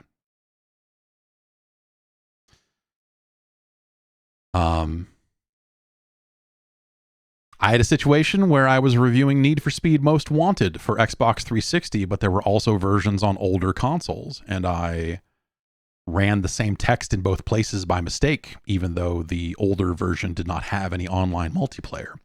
I was supposed to go and edit a paragraph out, but did not get that done before the review got published. And so people wrote to us and said like, this game doesn't even have online multiplayer. And like, fuck, God damn it. I know that, but fuck. The paragraph didn't get fucking deleted from that fucking version of the review. Frustrating sometimes, these errors, but you know, but generally they're factual errors. You know, it's not like my error was that I didn't like the game enough. That's not a viable, no one has a leg to stand on. When a company comes to you with something like that, and they would, you're just like, okay, yeah, if you have anything factual that you find incorrect with the review, I'll be happy to look it over and figure it out. But if you're just going to call me and say you think the score should be higher, I have nothing for you. And then they would go complain to sales, and then sales would come to me and be like, they're mad. I'm like, yeah, no, I know. We talked. But that is how that is supposed to work, you know? And I think you've got people in those positions that, you know, and again, like, I don't know how, you know, the big websites are not as big anymore. And so the way we used to have, we had a full separation, with the exception of like E3 and some other very limited circumstances, where the people that wrote reviews were very separate from the people who wrote previews in terms of assignments. I mean, we sat right next to Giancarlo and Brad, and like they were all right there. But like they were the preview people. They had good relationships with publishers, and then we would fuck them up. And then me and Alex and Ryan would come in and fuck everything up, and then they would fix it, and another game would come out, and this cycle would repeat, right?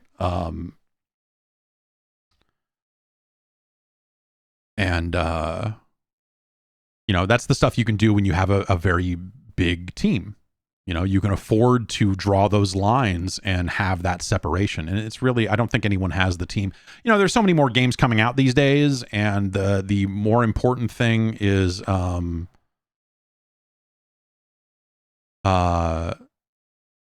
something more along the lines of like you've got your role-playing person, and they're going to cover it in a preview context and in a review context. And that's not ideal, because you don't want the same person who just like wrote like 4 previews on a game to then write the review, because they're already familiar with it. You kind of want someone to go in with fresh eyes.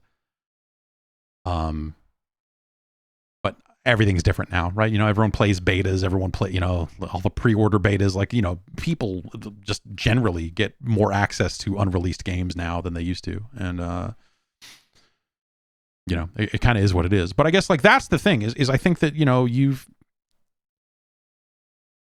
if you're, you say get their gaming news from their favorite YouTuber or podcast, I think if that person, the YouTuber or that podcast, as long as they've got something where where they stand on that stuff, who where their loyalties lie, if it's with you, the audience, or if it's with, publishers. It kind of can't be both.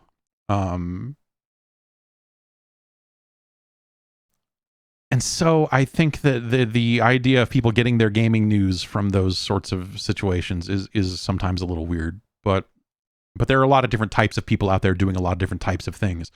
So it's not as cut and dry as it used to be, where, I think when there were more websites and more publications around, it really was like you are either in 2 camps. You are the streamer doing the sponsored stream stuff, or you are the journalist not doing it. And now it's just a full spectrum across the board, and it's all super fucking weird. And that's just kind of how it is, and I think a lot of it is like, you know enough about a person's tastes to know if they're leading you, if they're shooting you straight or not, or whatever. Right. And I think even in situations where people do sponsored streams, it doesn't mean that they're like 100% compromised. You can't trust anything. You can't learn anything from them. That's not true either. Again, there's nothing. If only it were this easy, right? But no, there's nothing quite like that anymore. And so I do think it's a loss to the consumer, because I think that but also at the same time, I think the consumer didn't know what they had when they had it, because they were too busy. And you still see this to a certain extent, where you've got, and it was just impossible to fight against, because you're just like, this is like so far removed from reality and the incentives and everything else about the way this actually works, that you can't even argue against it, because it just digs the hole deeper. But it was when people were like, these corporate journalists are all on the take, but my guy over here, the one guy that is doing all these sponsored streams and didn't tell me that this fucking Middle Earth game was a sponsored stream, I trust that guy. Like, you can't, there's nothing you can do at that point. You're like, that's fucking crazy. Again, the financial incentives are so fucking backward. Like, you're just like, that, no. Like, you're doing the exact, I mean, do what you want, I guess, but like, that's the exact wrong. For you to say, oh, I trust the guy that's doing all these sponsored streams all the time to really fucking, give me what I need when it comes to the truth about game news.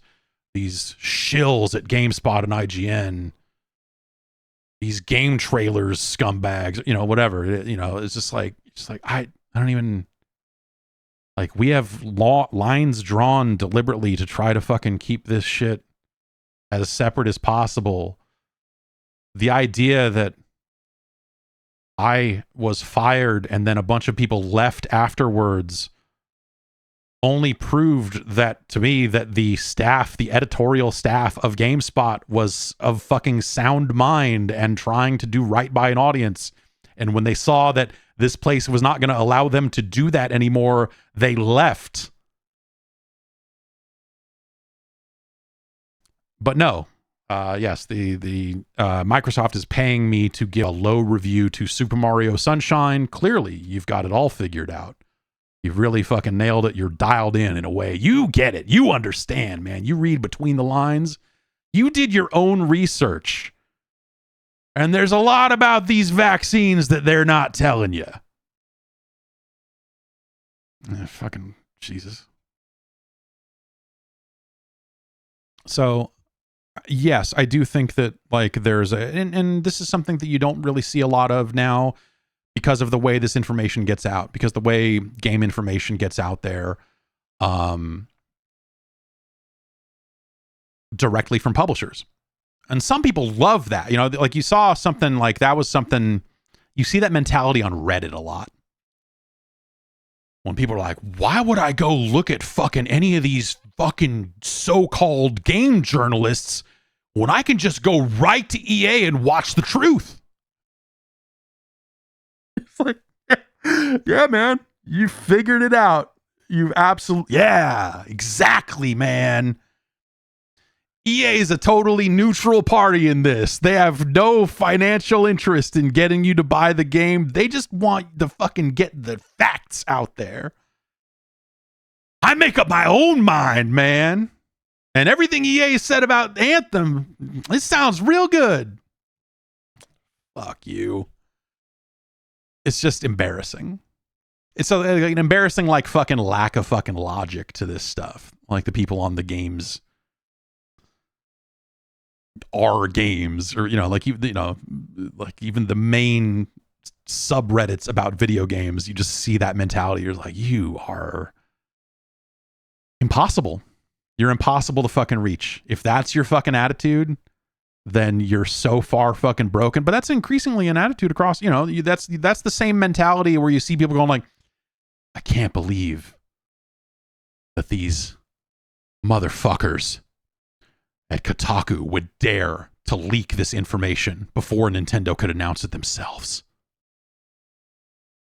Like, what? Like,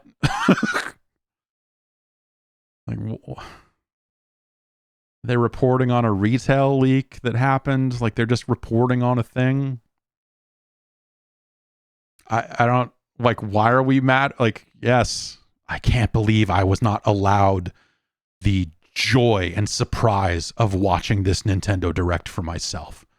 It had to be ruined by those bastards. Yes. Sorry you were spoiled on the advertising that you watched. So yeah, I don't know, man. Like there are so many factors out there around this stuff and so many chunks of the audience that have everything so incredibly backwards. And that's not to me say, you know, like, oh, you should trust all of these journalists at face value. Because like I said, people make mistakes. But people don't make mistakes out of malice. And I think there's still a lot of malice prescribed to a lot of actions at a lot of publications. I see in this chat every time they come up, and I'm like, I don't know why. Why would people fucking in here be like that? But, you know, like I will bring up Kotaku, and you'll see people in this Twitch chat be like, man, fuck Kotaku. Like, what? Get over it. What the fuck is wrong with you? Like, it's... I don't... Like, Kotaku is fine.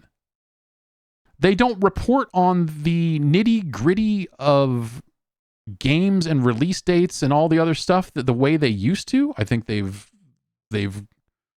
changed the way they cover games. I think there are some interesting stories there, usually around, you know, the stuff I usually find myself reading there is around unionization and the way they cover streaming and streamers and that market. I think is like, there's some interesting stuff there, but it's just really fucking weird, or I'm just like, I don't know what, why are you people so fucking mad about it?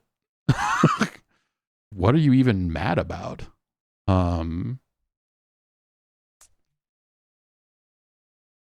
It's wild. But Yeah, I think that game coverage is not democratized.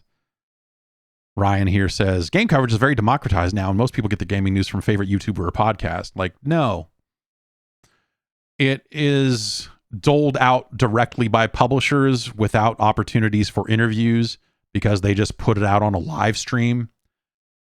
And you know, that's maybe the downside of some of this Summer Game Fest stuff, right? Is like Sony had their event and they said, here's our trailers. And then they went back and said, all right, we're done. You know? At least in the context of like the Summer Game Fest, like, you know, you had that gamesindustry.biz interview with Yves Guillemot. You know, Phil Spencer kind of made the rounds a little bit when he was in LA. And, you know, Matt Booty and Sarah Bond and some of the other Microsoft leadership kind of made their way around. And, you know, I had some conversations with some other Microsoft folks that were in town and in a non-interview context. And that was valuable and interesting. But like, that's state, you know, that's state media. That's state-run media. That's the government telling you the government's great. That's EA telling you, man, when this Sims game comes out, it's going to blow your mind. And then people putting up like, hey, they showed the Sims trailer. You can watch it for yourself. Or here's the thing we wrote about the trailer. We watched it too. And so I guess it's democratized in the sense that like no one had any slightly better access to it.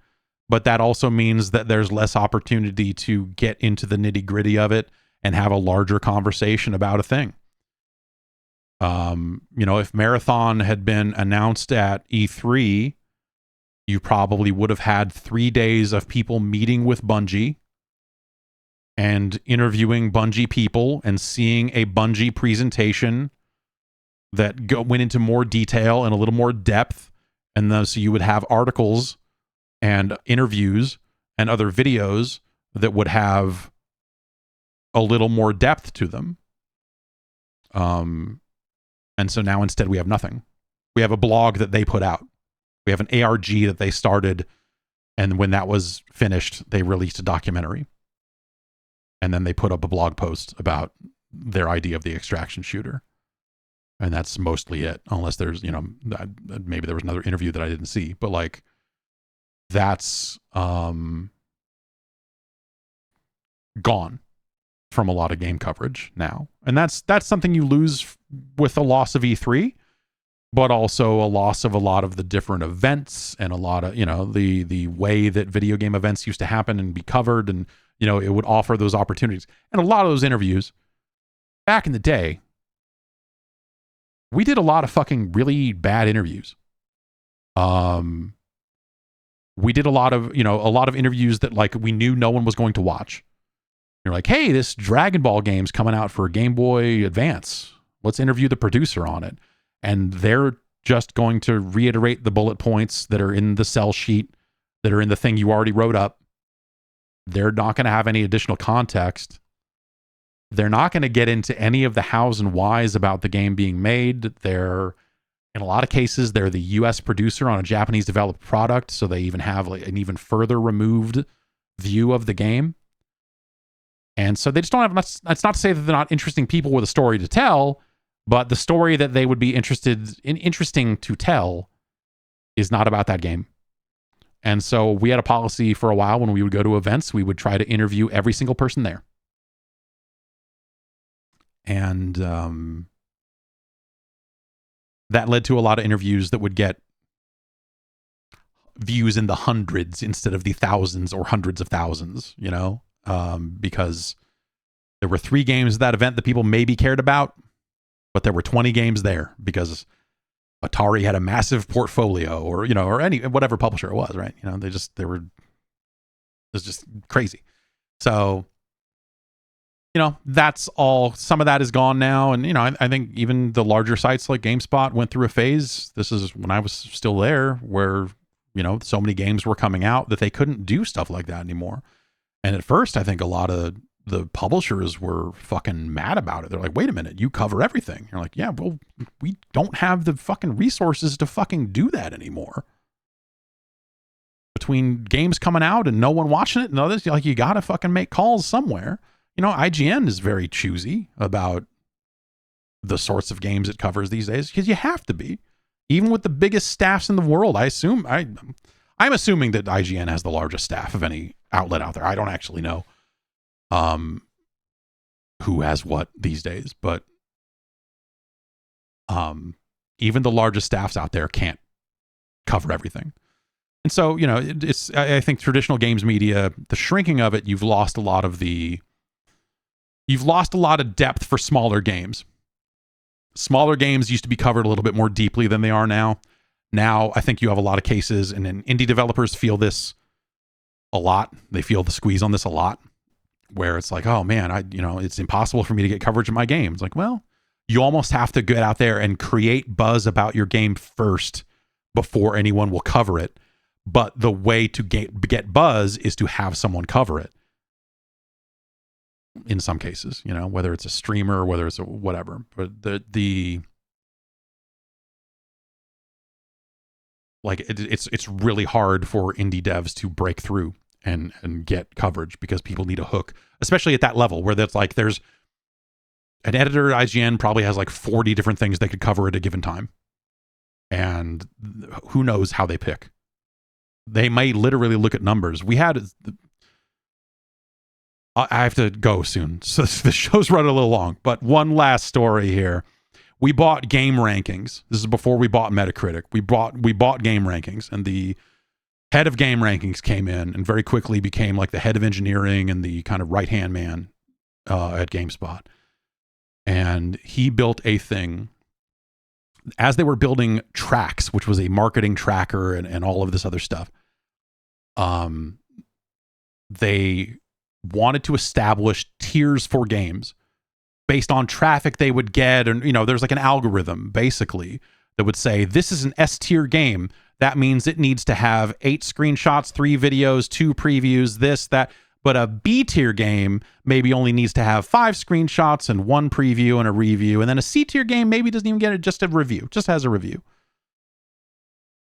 And this was a situation where like games would get closer to release, and if they hadn't met their coverage metrics for that they needed to be at that point in the cycle ahead of their release, a report would get generated that would be like, this game's not getting covered enough. According to its popularity, it should have 5 more screenshots and this and that.